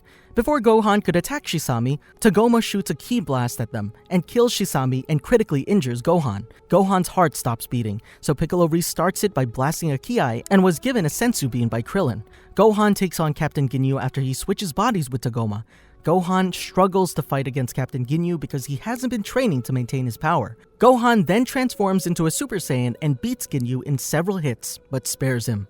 Frieza gets furious because Gohan transformed into a Super Saiyan and spares Ginyu, reminding him of when Goku spared him on Namek and thought it would be fun to torture him to make Goku mad. Gohan is shot numerous times through the arms, legs, stomach, and chest with death beams, leaving him on the ground nearly dead. As the fatal death beam Frieza shot at Gohan, Piccolo gets in front of the beam and takes it for Gohan, once again dying for him. Devastated, Gohan expresses regret for not training, and not even having the power to protect Piccolo and his family. While Frieza taunts and threatens to also kill Videl and Pan, Gohan vows to stop him at all costs, causing him to power up to his fullest. Gohan's rage blows, and he powers up to Super Saiyan, not only turning the sky black, but putting out more than enough power for Goku and Vegeta to sense it. Gohan's body, however, is too injured to go on, and his body breaks, dropping him out of Super Saiyan, leaving him dazed and powerless. Frieza laughs and fires a death beam at his head. However, Goku and Vegeta arrive and block the attack for Gohan, and Goku catches Gohan. Gohan is disappointed in himself for not being able to save Piccolo and being too weak. However, Goku and Vegeta commend him for putting out so much energy that they were able to sense him all the way from Beerus' planet, and they're proud of him for standing up to the newly empowered Frieza for so long on his own. Gohan retreats with Krillin, leaving the battle to Goku. He then watches the fight between Goku and Frieza and later Vegeta, who steps in after Goku's taken out. After Frieza destroys the Earth, Gohan gets protected by Whis along with the others. Whis undoes time for Goku to be able to kill Frieza and send him back to Earth's hell. After that, Gohan heads back home to see that Videl and Pan are okay, then he embraces them and promises to protect them at all costs. He's later seen at a party with the other Z fighters who participated in the fight and talks to Piccolo as he realizes he needs to train and asks Piccolo if he could do so, and Piccolo accepts this and tells him to maintain his dull body first. Universe 6 Saga. Sometime after the encounter with Golden Frieza, Gohan has been training with Piccolo in order to regain his lost power. During the training, Piccolo has grown considerably stronger and has become equal to or even surpassed Gohan. One day while they're training, Goku and Vegeta show up to recruit Piccolo to a team for the Tournament of Destroyers, but Gohan insists that he should take his place because he wants to show off his newfound power. However, after hearing from Goku that the tournament is in 4 days, Gohan's disappointed because he has to attend an important conference for Videl's benefit, and thus, he can't participate in the tournament. Yo, good for Gohan. I know everyone complains that Gohan's weak and all now, but Gohan is like an amazing family man. And I know that there's this argument that Piccolo is a better dad than Goku, but Gohan is really trying to be there for his family, and I appreciate that. Copy-Vegeta Saga. A few days after the tournament ends, Goku suffers from delayed onset ki disorder. Due to not controlling his ki properly, he destroys his house, so he, Goten, and Chi-Chi move into Gohan's house in Satan City. Gohan and Videl are dressed formally, eating lunch with the professor and his wife while Piccolo babysits Pan at their house. The professor was impressed with Gohan's presentation at the conference and wants to hire him as an assistant. During the lunch, however, Goku calls Gohan to tell him what happened. Gohan and Videl later come home to greet Pan. Goku, Goten, Chi-Chi, and Piccolo are there. Gohan is surprised that Pan learned a new word, calling Goku Gramps. Gohan reveals that he turned down the job as the professor's assistant because it would take too much time away from Videl and Pan. Okay, maybe he needs to figure out priorities first. I think he still doesn't know. It would have been a good job. Gohan, what are you doing? Future Trunks Saga. Gohan is called for a meeting about the situation of Future Trunks' timeline and the true origin of Goku Black being originally the Universe 10 Supreme Kai Goasu's apprentice, Zamasu, from the unaltered main timeline. Gohan is horrified to learn that Zamasu swapped bodies with Goku through the Super Dragon Balls and killed Goku, Goten, and Chi-Chi in that unaltered main timeline, and lastly invaded Future Trunks' timeline with the aid from Zamasu of that timeline to exterminate humanity and kill all gods around the universes. After Zamasu's demise at the cost of sacrificing Future Trunks' universe by Future Zeno, leaving Future Trunks, Future Mai, and Future Zeno as the only 3 survivors from their universe, Gohan flies to Future Trunks and Future Mai, bidding them farewell to find another world safely. Future Trunks in turn sees the Gohan of the alternate timeline reflected on the current Gohan. In the manga, Gohan meets Future Trunks at Capsule Corp after Zamasu's defeat. Gohan reveals he was training in the gravity room, as no one has asked for his help recently. He tells Future Trunks he wishes to visit his peaceful timeline, and Future Trunks tells Gohan he will let him visit at some point later, as he's decided to go to a future timeline. Universe Survival Saga. After learning that Future Zeno wants a preview of what a martial arts tournament is and only gives Goku an hour to find 2 more team members, Goku instantly heads to Earth at the request of Beerus, who yelled at Goku to take responsibility for the destruction of 11 other universes. Goku instantly heads to Vegeta, who turns him down, saying he's waiting for his child to be born and suggests his son. Goku looks at Goten and Trunks, who are training together, but says they aren't ready yet. Suddenly, he figures out who Vegeta was talking about and goes to Gohan. Goku asks, but Gohan is once again hesitant and says that he still doesn't have his instincts back. Goku tells Gohan that a good fight is all Gohan will need to get his instincts back. Goku decides to tell Gohan what the stakes are, and Gohan is scared and asks his dad what they'll do if they lose, and Goku says they will deal with it. Gohan, disappointed with his father's recklessness, calms down when he sees Pan and Videl, with Videl telling Gohan to partake in the fight and to listen and respect his dad's wishes once in a while. Motivated, Gohan agrees to fight. At this time, Hercule and Buu arrive with Goku, convincing Buu to fight, bringing along Hercule to act as Buu's handler. Gohan, having found his ki once again, arrives on the sacred world of the Kais. Beerus was initially unamused with Gohan and Buu as the choices, but he quickly warms up to Gohan after Goku revealed that Gohan suggested they keep the destruction of the universe if they lose quiet, as it would cause a panic, which Beerus thought was a great idea. After witnessing Buu's victory, Gohan requests to go next and squares off with his foe Lavender. Gohan and Lavender engage each other in rapid-fire punches and kicks, with Gohan driving him back. Gohan goes for an early knockout, but Lavender attaches himself to Gohan's arm and sprays him in the face with poison, blinding him, allowing Lavender to batter Gohan around. Hercule is worried about the poison, but Goku says it could be bad, but this is perfect training for Gohan as he's blinded and can't sense his opponent. Gohan then begins to concentrate and tones out Lavender's voice, and, using his ears, is able to pinpoint his attacks and is able to block them, much to Lavender's shock, calling it a fluke and tries again, and Gohan blocks all of them and retaliates. After another exchange, Gohan fires a Kamehameha at Lavender's attack and begins to overpower him, but the poison reaches Gohan's arms, and Gohan is overwhelmed by Lavender's attack, and Lavender tries to kill Gohan with another blast of his poison breath. Gohan, having had enough of Lavender's games, flies straight through the poison to everyone's shock. However, Gohan emerges unharmed and grabs Lavender in a full Nelson.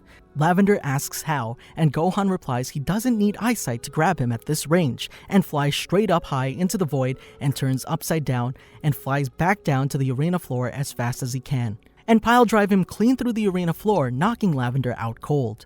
A near-dead Gohan rises to his feet and declares himself the winner and passes out. The Grand Priest moves in to inspect the damage and says that since both fighters are unconscious, the fight is a draw, much to everyone's disappointment, saying that a great fight shouldn't end like that. With the fight over, Goku goes to the floor and gives Gohan a senzu bean and tells Gohan the news. Gohan is disappointed in himself for not being stronger, but Goku tells Gohan that he's amazingly strong as he is and proud of him, and says that he's genuinely excited from watching him fight and can't wait for his fight now. Gohan, seeing how excited his dad is, cheers up and stands up, saying he still wants to become stronger. After the battle, Gohan resolves to think of a strategy before he begins to work with his father to form the team, with Gohan suggesting Piccolo and Master Roshi. When Goku suggests Krillin, Gohan doubts him and Goku requests they simulate the battle with image training. It was determined initially that Krillin would be slaughtered, but Goku told Gohan he hasn't seen him lately and said he would be fine and told Gohan to come and see.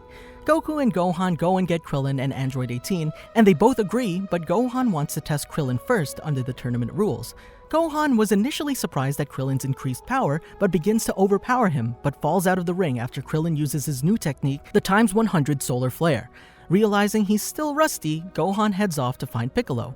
After finding Piccolo and filling him in, Piccolo agrees and says he wants to take the time they have to retrain Gohan to use his old powers again. Piccolo reveals he has 2 senzu beans, and they will only use them when they're done and not before, and demands Gohan to come at him. Gohan powers up to Super Saiyan and attacks, but is easily pushed back by Piccolo, who's still wearing his weights. Piccolo reveals that Goku came to him a while ago and already asked him, and was concerned about Gohan in the tournament. Goku mentioned that while he's incredibly strong, he's extremely rusty, and entrusted Piccolo to get his senses back. Piccolo tells Gohan he has one major weakness, and that is he's been too eager and that it's hindering his power and always has. Piccolo tells him to settle down a bit. Gohan, listening, powers back up to Super Saiyan 2 once again. Piccolo and Gohan begin to battle and Piccolo takes off his weights, saying that it's enough of a warm-up, and quickly gains the upper hand on Gohan and entangles him in his extended arms and begins to strangle Gohan, telling him he will murder him if he doesn't get out of it. Gohan wonders how Piccolo got so strong, and Piccolo screams at him that he hasn't been sitting around while he studied as Gohan passes out into a near-death state. Piccolo brings his pupil in and shoots him in the heart with a ki, reviving him. After waking up, Piccolo tells Gohan that he hasn't given his heart into the warrior that lives inside him, and this causes him to let his guard down at vital moments. Piccolo goes on to say that his greatest power always goes to his head, and you get drunk on power, and becomes arrogant and overconfident, leading to him always being defeated. Which probably explains why he got defeated by Majin Buu, Super Buu. Gohan powers back up to Super Saiyan 2 and, heeding Piccolo's words, attacks again and does better, but Piccolo screams at Gohan that Super Saiyan isn't his true power and screams at him to reawaken your true self. Gohan, heeding Piccolo's words to reawaken his warrior spirit, finally reawakens his potential unleashed state. Piccolo, proud of Gohan, summons his clones and fights Gohan again, with Gohan saying he isn't gonna hold back. The clones attack and Gohan defeats them all with simple single blows, and even takes out Piccolo in one shot by chopping his arm clean off. Gohan, shocked that he actually got the real Piccolo, hesitates and Piccolo attacks him from behind with his severed arm. Piccolo says that he dropped his guard again and tells Gohan not to be like his dad and to not stop until the fight is over. Gohan agrees and they take a break, with Gohan cutting off a T-Rex's tail and cooking it for them. Piccolo tells Gohan that he believes that his current state isn't his true and full power, and believes Gohan can push himself much farther, and Piccolo extends his hand and tells Gohan to give him the chance to help him attain that power. He asks Gohan if he's curious to how strong he can become. Gohan says yes and shakes Piccolo's hand without hesitation, and suggests how about working on a few tag team attacks. Piccolo says he likes the idea and agrees. Later, Gohan and Piccolo are meditating together, and Piccolo tells Gohan that he has taught him as much as he can, and together they go to find Goku, who's eating with Master Roshi, Tien, and Chaozu. Gohan asks for a fight with his father, which shocks all but Goku himself, who is immediately impressed with his son's power due to sensing it the moment he walked in. They move out into the mountain plateau, and Roshi tells them it's a tag team battle royale, just like the tournament. Tien tells Goku they should be careful so they don't hurt them, but Goku tells Tien that they'll get hurt if they're not careful as Gohan charges both of them. Goku blocks the attack and is struggling to keep up with Gohan and has to escape briefly. Gohan tells Tien and Goku he isn't full power yet, which scares Tien. However, Piccolo reminds Gohan to cool it, and Gohan reels himself back in. Piccolo then begins to power up, and Tien tells Goku that they need to stop Piccolo now, and they both charge Piccolo. Gohan suddenly throws himself in front of Piccolo and drops Tien with a massive body shot, shocking Goku at Gohan's new ferocity, then watches as Gohan powers up a bit more and attacks Goku again. Goku is able to stand his ground but is being gradually overwhelmed by Gohan's massive increase in power. They begin fighting, and while initially even, Gohan is pushing back Super Saiyan 2 Goku and blocking all of his attacks with no issues. Gohan powers up more and chases Goku up into the air and begins to batter Goku around with no issues and demands Goku get serious. After being thrown into the sky, Goku has no choice and powers up to Super Saiyan Blue and engages Gohan again. Gohan charges at Goku, and Goku powers up to Super Saiyan Blue Kaioken. Hearing Piccolo cheering on Gohan from the ground, Gohan smiles that he pushed his dad to his limit. Gohan and Goku move in for the final blow, with the impact being felt all across the planet and shocking the likes of Vegeta and the Kais, whom are watching the fight from Capsule Corp. When the dust clears, Gohan falls unconscious. After taking some senzu beans, Goku reveals he's extremely proud of Gohan and happy that Gohan is strong enough to make him get serious. Impressed with Gohan, Goku reveals he's stepping down as team captain and appointing Gohan as the new captain of Team Universe 7, much to Gohan's shock. With Gohan now in charge, they reveal the news to Beerus, Whis, Supreme Kai, and Old Kai, and Gohan instantly calls a meeting with all the members of Team Universe 7 to develop a strategy.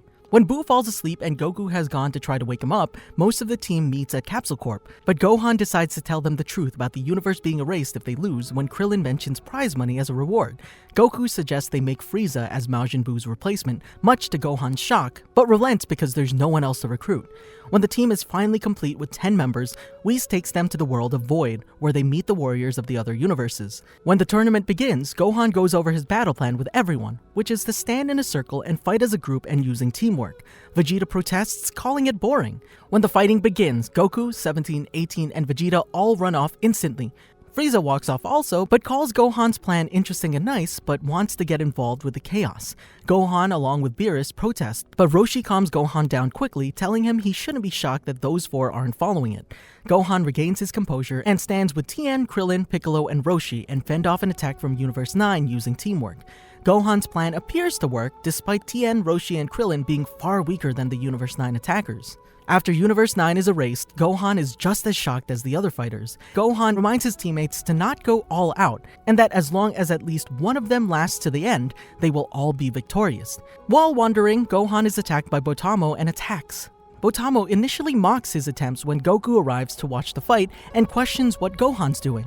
Eventually, Gohan's plan is quickly realized as Gohan's attack begins to lift Botamo clean off the ground, with Gohan effortlessly able to punch Botamo off to the ringside and kick him high enough into the air and blast him over the edge with a Kamehameha. Goku and Piccolo are both proud of Gohan as they part ways again. Shortly after, Piccolo and Gohan are attacked by Obni and Rubald, the final survivors of Universe 10. Rubald quickly attacks Piccolo, sending him flying away, leaving Gohan alone with Obni. In his base form, Gohan is able to easily match Obni. However, when Obni begins to use his technique of displacing his ki across several copies of himself, Gohan begins to struggle finding the real one. Eventually, Obni runs out of ki due to using far too many feints, and Gohan begins to pummel him and overwhelm him. Gohan suddenly does a feint of his own, blinding Obni, and jumps into the air and fires a super Kamehameha, knocking Obni clear out of the ring. Gohan lands and finds a locket Obni had around his neck, which was of his family. Gohan becomes sad and mournful of what he's just done, but Piccolo snaps him back to reality and that they need to be moving. Sometime later, Gohan and Piccolo are approached by Universe 6's Dr. Rota. Dr. Rota wants to reveal his ability, however before he can do so, he's taken out by a powerful ki blast. Gohan and Piccolo hide. Piccolo throws a rock out in the open, which is destroyed by the same ki blast that took out Dr. Rota. Piccolo says it's an attack that focuses energy in one point like the special beam cannon and is shot from far away. Also, Piccolo can't sense the attacker's energy. Gohan asks if Dr. Rota's dead. Piccolo says that if he is dead, then the attacker would have been disqualified, meaning that he's still alive. Gohan and Piccolo decide to move to an area with rubble without the attacker seeing them. Afterwards, Piccolo's arm is shot off. However, Piccolo regenerates and the two decide to find the attacker. While spheres are patrolling the area, Piccolo puts his arm out in the open and is shot. However, he dodges it. Gohan sees the direction of the shot and the two decide to head there to take out the attacker. In the dust, Piccolo finds one of Prum's spheres. Piccolo wonders what the sphere does and the two are attacked once again. Piccolo destroys the sphere, revealing that the sphere had heat. Piccolo then takes a shot that was meant for Gohan, this time both of his arms shot off. However, Piccolo regenerates once again. Piccolo reveals that the attacker is looking for their body heat, explaining why the attacker was capable of shooting them, even in the dust. Piccolo and Gohan then heat up the entire area with heat in order to trick the attacker. Prum then bombards the entire area with ki blasts, cutting off Gohan and Piccolo. Gohan and Piccolo hide under a rock as Tien comes to help them dodge all the ki blasts. Gohan and Piccolo witness as Tien is eliminated by Hermilla. After Hermilla and Prum are eliminated, Gohan and Piccolo depart together. Later on, Gohan is separated from Piccolo and is attacked by Jimizu of Universe 2. Despite the young Saiyan's superior power, he struggles against his opponent due to his professional use of instant transmission until Frieza steps in. The warlord taunts Gohan for not going all out like his father would and tortures Jimizu before eliminating him. Gohan criticizing Frieza's needless brutality. Things take a turn when Frost arrives to reveal his alliance with Frieza. Still not trusting him, Frost asks Frieza to eliminate Gohan. Frieza obliges and attacks Gohan, tackling him through a mountain. Frieza resumes his attack and Gohan avoids it, powering up to his ultimate form and pushes Frieza back with ease. Somewhat taken aback by Gohan's power, Frieza powers up to his golden form and re-engages Gohan. While both fighters manage to damage each other, Frieza eventually beats Gohan and knocks him out cold. After Frieza eliminates Frost, Gohan snaps right back up to his feet. Stunned at what happened, everyone looks on when Beerus realizes that Gohan knew Frieza could be trusted. Gohan reveals he was able to tell on his first blocked attack that Frieza wasn't being serious, so he just played along and trusted Frieza knew what he was doing. Frieza confirms this and says that he knew Gohan was strong enough to handle his golden form, and if he wasn't, he would have killed him. Frieza begins to leave with Gohan when Frost attacks Frieza from the stands. However, Zeno erased him on the spot, declaring if Team Universe 6 acts out again, all of Universe 6 will be erased. As Champa apologizes, Frieza smiles at Gohan and suggests that they should continue to work together to ensure that their universe wins, to which Gohan smiles at Frieza. Gohan reunites with Piccolo and witnesses his father's titanic battle against Jiren. He's the first to give Goku energy for his Spirit Bomb and shows increasing worry when it seems like he's losing. Initially devastated when he thought his father had been killed by his own attack, Gohan is overjoyed and flabbergasted when Goku rises and becomes stronger than ever, remarking on how his new ability is unlike anything he's ever seen. During their own battle, Gohan and Piccolo seem to be at a slight disadvantage against the Namekian duo, having to save each other on several occasions. However, as the fight goes on, Gohan seems to be gaining more and more ground on them in just his base form, and is able to cause major damage to Palina after knee-dropping his arm off, forcing him to regenerate, and blocks Saunel's attack to Piccolo with a Masenko. During this time, Gohan and Piccolo both sense a change in their Namekian foes. Gohan realizing that they have fused, with every single Namekian in Universe 6 powered up to his ultimate state, and says that their vitality and endurance is far too high right now, so he tells Piccolo he doesn't need to worry about killing them, which is why he's going full power at them and asks Piccolo to charge the special beam cannon to maximum. As Gohan fights both of them, Piccolo lets their spirit get the better of him and fires his attack too early as it does nothing to Palina, who responds by hitting them with a mouth ki wave. In his mind, Piccolo is met by Kami and Nail, who point in front of him, and as Piccolo awakens, he finds Gohan shielding him and asks Piccolo to do it again, and he won't get lazy this time as he'll take them seriously now. Gohan goes back in and begins to dominate both Saunel and Palina. Having them set up now, Gohan charges a Super Kamehameha at the same time as his father, who's stuck in a black hole by Universe 2.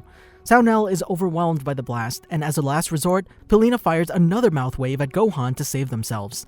As Saunel pulls himself through Gohan's attack, Gohan simply smiles at him as Saunel is pierced clean through his chest by Piccolo's special beam cannon and goes on through Palina, allowing Gohan to blast them out of the arena, eliminating Universe 6. After rejoining with the rest of the remaining Team Universe 7, they're attacked by Team Universe 3. As 17 and 18 take care of Biara, Gohan steps in to take on the rest himself, with his plan being to preserve Goku and Vegeta's remaining stamina for Universe 11. Initially, Gohan in his potential unleashed state is easily able to read and beat back the Universe 3 warriors, however they're ordered to fuse into Koichi Areta. After fusing, Gohan is still able to keep up with the three of them, but has a few close calls. Gohan slips and gets into a strength test with Koichi Areta. While initially struggling and being shoved through the ring, Gohan is eventually able to overpower him and push him off. As he does so, Goku and Vegeta come in and knock him away. Goku apologizes for interrupting, but says that thanks to Gohan's efforts, his stamina has fully recovered. Vegeta tells Gohan they aren't gonna sit back and watch if they're gonna fuse into one fighter at this stage of the tournament, and together the three of them will make short work of Koichi Areta, and Goku and Vegeta power up to Super Saiyan Blue as Gohan powers up to maximum and they attack together. Goku and Vegeta lead the assault, pushing back initially but unable to damage Koichi Areta. Paparoni mocks them for their efforts and says they'll lose. Vegeta smiles at him and tells him to think again, as Gohan leaps out from behind Vegeta with a fully charged ultimate Kamehameha. Beerus and the others now realize that Goku and Vegeta didn't have any desire to fight, but simply provided a small distraction so Gohan can charge up one decisive attack. While initially able to block it, Koichi Areta is unable to resist for long and appears to be blown apart by Gohan's attack and seems to be eliminated.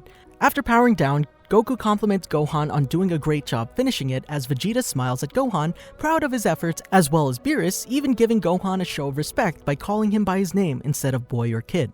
However, it's revealed that Universe 3 barely hung on to the edge as Paparoni reveals their trump card, which is to fuse himself with Koichi Areta. The monstrosity was initially able to beat the entire team of Universe 7 around without much effort, and after 18 sacrifices herself to save 17, the remaining fighters fire their strongest attacks but are still pushed back. 17 realizes they can't win and charges through the attack with his barrier and shatters the reactor, allowing his teammates to finish off Universe 3. During the final battle, Gohan teams with Android 17 to battle Top.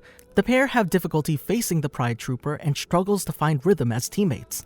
During the battle, 17 tells Gohan that they need to stop trying to coordinate the battle together as they've never fought with one another before, and therefore don't know how to anticipate the needs and movements of one another. They formulate a quick plan in which 17 will immobilize Top and sacrifice himself, giving Gohan an opportunity to eliminate them both from the competition. The plan almost succeeds, though Top manages to free himself at the last minute. This battle is interrupted, however, when Gohan and 17 take notice of Frieza's battle with Dispo. When Beerus reprimands Frieza for getting too close to the edge of the ring, he calls out to Frieza, and Gohan leaves 17 to hold off Top so that he may save Frieza. Frieza reminds Gohan of who he is and asks Gohan what he would do if he betrayed him. An unamused Gohan rebukes Frieza, stating that he'll eliminate the undead Emperor himself should such a betrayal occur. Frieza isn't impressed but agrees to work with Gohan.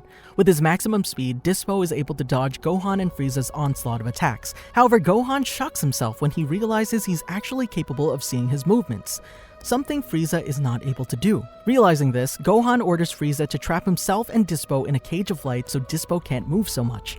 Frieza, initially hesitant, relents and agrees. Gohan charges Dispo and allows himself to be hit so Frieza can trap them. Dispo tries to reason with Gohan, however Gohan says he doesn't care and attacks. Dispo attempts to move but learns he is actually too fast and hits the cage of light. Dispo engages Gohan in a head-to-head fight using his speed to attempt to hit Gohan faster, however Gohan shockingly is able to keep up with Dispo's speed and begins to take a clear advantage over him and quickly overwhelms him due to his superior strength and fighting skill. Before Gohan can land the finishing blow, Frieza loses control of his cage and it breaks. Dispo attempts to use his speed to eliminate Gohan, but due to being able to see his movements, Gohan catches Dispo in a rear naked choke and orders Frieza to eliminate both of them. Frieza praises Gohan's plan, saying he is indeed worthy of being called their leader, and fires a death cannon, eliminating both Dispo and Gohan. After this elimination, 18 tends to Gohan and asks if he's okay. Gohan says he's fine as Piccolo and Master Roshi praise Gohan's plan of taking out Dispo, and Beerus simply smiles in approval at the young Saiyan. Goku also voices his pride in his eldest son. Galactic Patrol Prisoner Saga. Jaco makes his way to Earth, asking Bulma to gather a few warriors together so they can become special members of the Galactic Patrol while they deal with the situation regarding Moro and his crew, specific to mention Gohan. When Jaco arrives at the lookout, he asks where Gohan is, only for Krillin to tell him that he's currently attending a college lecture. Later, when Piccolo is fighting against 7-3, then Namekian is overwhelmed and seemingly defeated, but is actually saved by Gohan. Piccolo tells Gohan of 7-3's ability and that he's currently the strongest being on Earth due to Goku and Vegeta's absence, just as Gohan prepares to join the battle. Gohan drives a punch into 7-3's midsection, sending him hurtling back to the ground, but he quickly retaliates with Piccolo's Hell Zone grenade. Gohan is able to escape the resulting explosion and appears swiftly behind his opponent, where he strikes him hard enough to put him down. 7-3 uses the Great Namekian technique to grow to an immense size. However, this gives Gohan an advantage in maneuverability, as he's able to dodge all of 7-3's attacks and send him plummeting to the ground. 7-3 gets to his feet and begins to use Piccolo's demon hand to extend his arms. Gohan goes on the evasive and powers up an ultimate Kamehameha while flying in and out of the rocks, before preparing to launch it off directly towards 7-3's face. Just then, 7-3's 30 minutes are up and Piccolo's abilities wear off. Jaco urges Gohan to fire the blast anyway to finish him off while he has the chance. As Gohan launches the Kamehameha, Shimareka shouts at 7-3 to use whatever he has in stock, as he taps into Moro's abilities to consume the energy wave with. Jaco explaining that 7-3 is actually able to switch to other copied abilities, being able to store up to 3 identities at a time. 7-3 begins to absorb the energy from the Earth's warriors, leaving them drained. Taking advantage of the situation, Shimareka and Yunba beat them until they're ordered to return by Saganbo. After they leave, Gohan learns that they'll return in 2 months' time. 2 months later, Gohan joins the Dragon Team and Galactic Patrol in preparation for the Galactic Bandit Brigade's assault on Earth. When the convicts scatter across Earth to steal its riches, the defenders of Earth split up, but Gohan and Piccolo stay to take on the main threat. An invisible 7-3 appears from behind the pair and steals their abilities once again. However, this time they're prepared, and despite first using Piccolo's and then Gohan's abilities, the real Gohan and Piccolo are able to outmatch them by using teamwork. The two take him down by using a Masenko beam cannon, and 7-3 resorts to using Moro's energy draining abilities again. Before being able to, though, he's attacked by Android 17, who arrives along with Android 18. When Android 17 almost finishes off 7-3, Moro finally appears and Gohan is staggered by his horrifying energy. When Moro notices that Goku and Vegeta are not yet here, Gohan tells him that they'll come, and until that time, they are in charge of protecting Earth. Saganbo steps forward and asks if he can take care of them, as Moro shares some of his power with him. Gohan and the others find themselves greatly overpowered as Saganbo slams Gohan and Android 17's head into the ground. Gohan continues fighting alongside Piccolo, but even their best efforts are in vain as he withstands their full power attack. However, Goku appears and quickly displays superiority over Saganbo. Gohan apologizes to Goku for being unable to defend the Earth from Moro, but Goku praises the newfound strength he and Piccolo have gained over the past 2 months, saying that he hardly recognized them. Gohan, along with the others, then watch as Goku battles Moro, telling him to go all out as they can use the Dragon Balls to restore any damage. However, Goku loses the bout when he pushes his power too far. Moro drives his arm through Goku's chest. Gohan finally snaps and attacks Moro, though he's unable to do so much as to make him flinch before he's punched in the face, getting several of his teeth knocked out as a result. Gohan is eventually healed by Dende, and he and the others return to the battlefield during the final battle between Goku and Moro. When Goku is having his energy drained, Gohan and the others give their energy to Vegeta so that he can pass it on to Goku in an attempt to revitalize him. After one final push, ode to Oob, Goku defeats Moro once and for all. Gohan and the rest of his friends and family celebrate their hard-earned victory afterwards with a feast at Satan House. Peaceful World Saga. 10 years after Kid Buu's defeat, Gohan has finally become a scholar, married Videl, and had a daughter named Pan. At the 20th World Martial Arts Tournament, Goku participates and fights Oob, the reincarnation of Kid Buu. After an equal battle, Goku takes in Oob as his student to train him and better control his power. Goku bids farewell to Gohan and the others before Goku and Oob fly away to Oob's village. Alright everyone, for the next few sections I'm going to be covering Dragon Ball GT, which is considered non-canon, but it's still up in the air. Anyway, Black Star Dragon Ball Saga. 5 years after Goku meets Oob, Gohan is employed by Bulma's company as a researcher and, like Trunks, he rarely trains, though apparently even in the Earth's peaceful time, he hasn't neglected his training. He's now more concerned about being a good husband and father. He's one of the first to learn about Goku's transformation back into a child thanks to a wish made by the Black Star Dragon Balls by Emperor Pilaf. They all soon learn that if the Black Star Dragon Balls are not collected and brought back to Earth within a year's time, the planet will explode.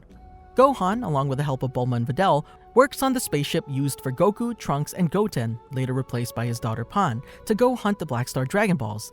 However, Gohan's power is still held in high regard among the Z-Fighters. He was originally willing to go with his father, and Trunks remarks that Gohan is among those on Earth stronger than himself and Pan.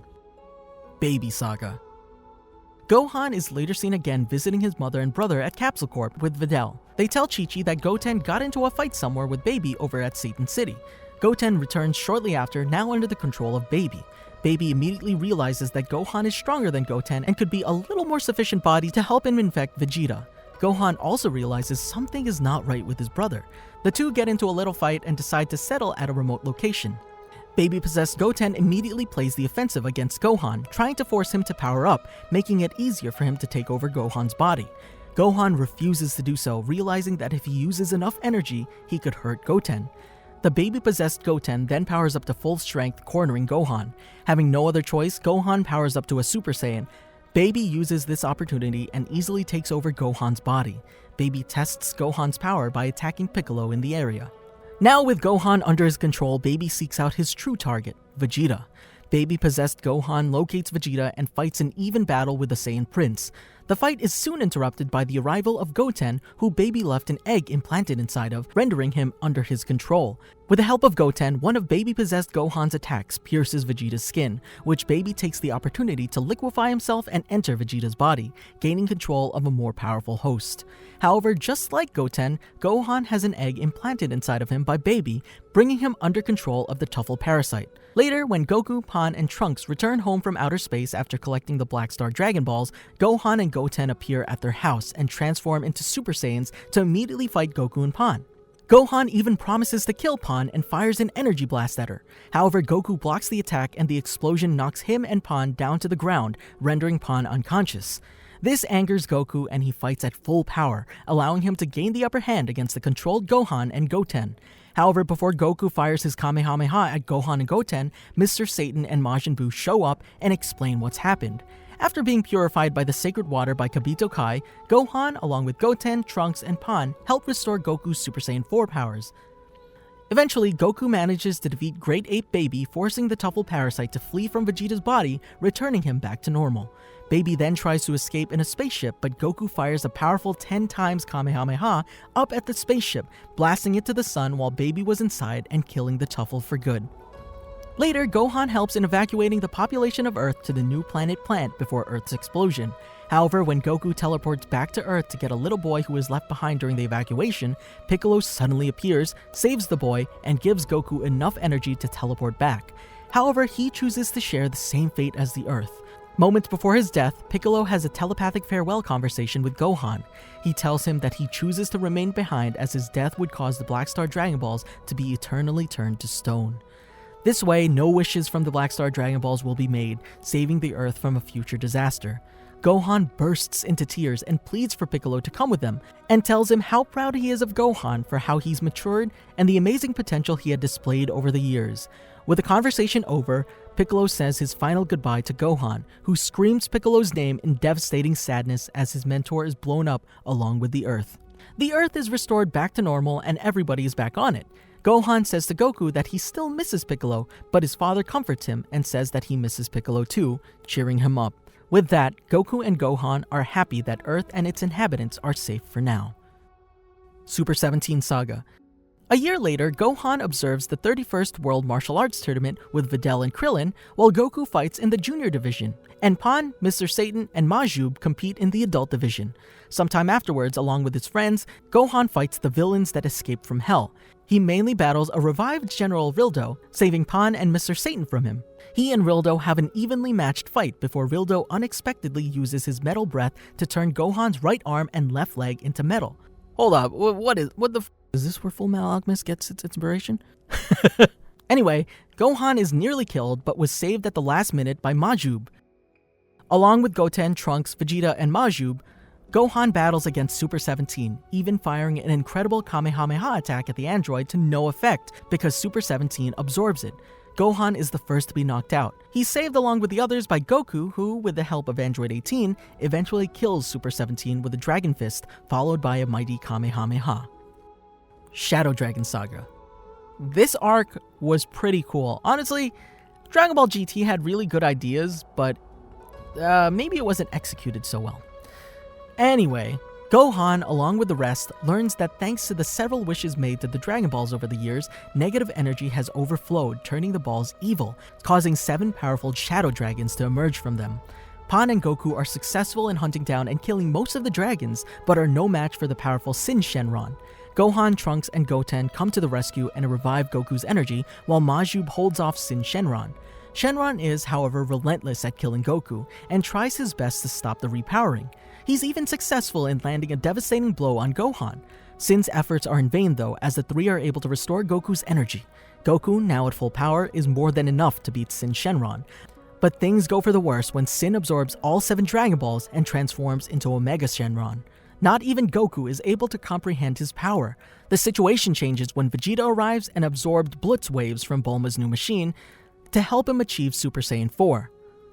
Gohan warns Bulma that if given too much, he might lose control and become too powerful and uncontrollable like Baby. However, Vegeta is successfully able to achieve Super Saiyan 4. It's not enough to stop Omega Shenron though, and Goku and Vegeta realize there's only one option: fusion. Gohan, Trunks, and Goten hold off Omega Shenron long enough for the fusion to be successful, forming Gogeta. Gogeta is far more powerful than Omega Shenron, but because he's failed to take the fight seriously, the fusion expires before he kills Omega Shenron. It now seems that all hope is lost, but Goku attempts to form a universal spirit bomb. The rest battle Omega Shenron but are all defeated easily by him. They do, however, hold out long enough for Goku's attack to be complete and kill Omega Shenron once and for all. After the final battle with Omega Shenron, he's last seen in one of the flashbacks in the end of Dragon Ball GT. Did you enjoy our video? Be sure to check out these other great videos from the Amagi, and make sure to subscribe and ring the bell to be notified about our latest videos. This one was so long, I hope you enjoyed it. Please. Anyway, I'm out.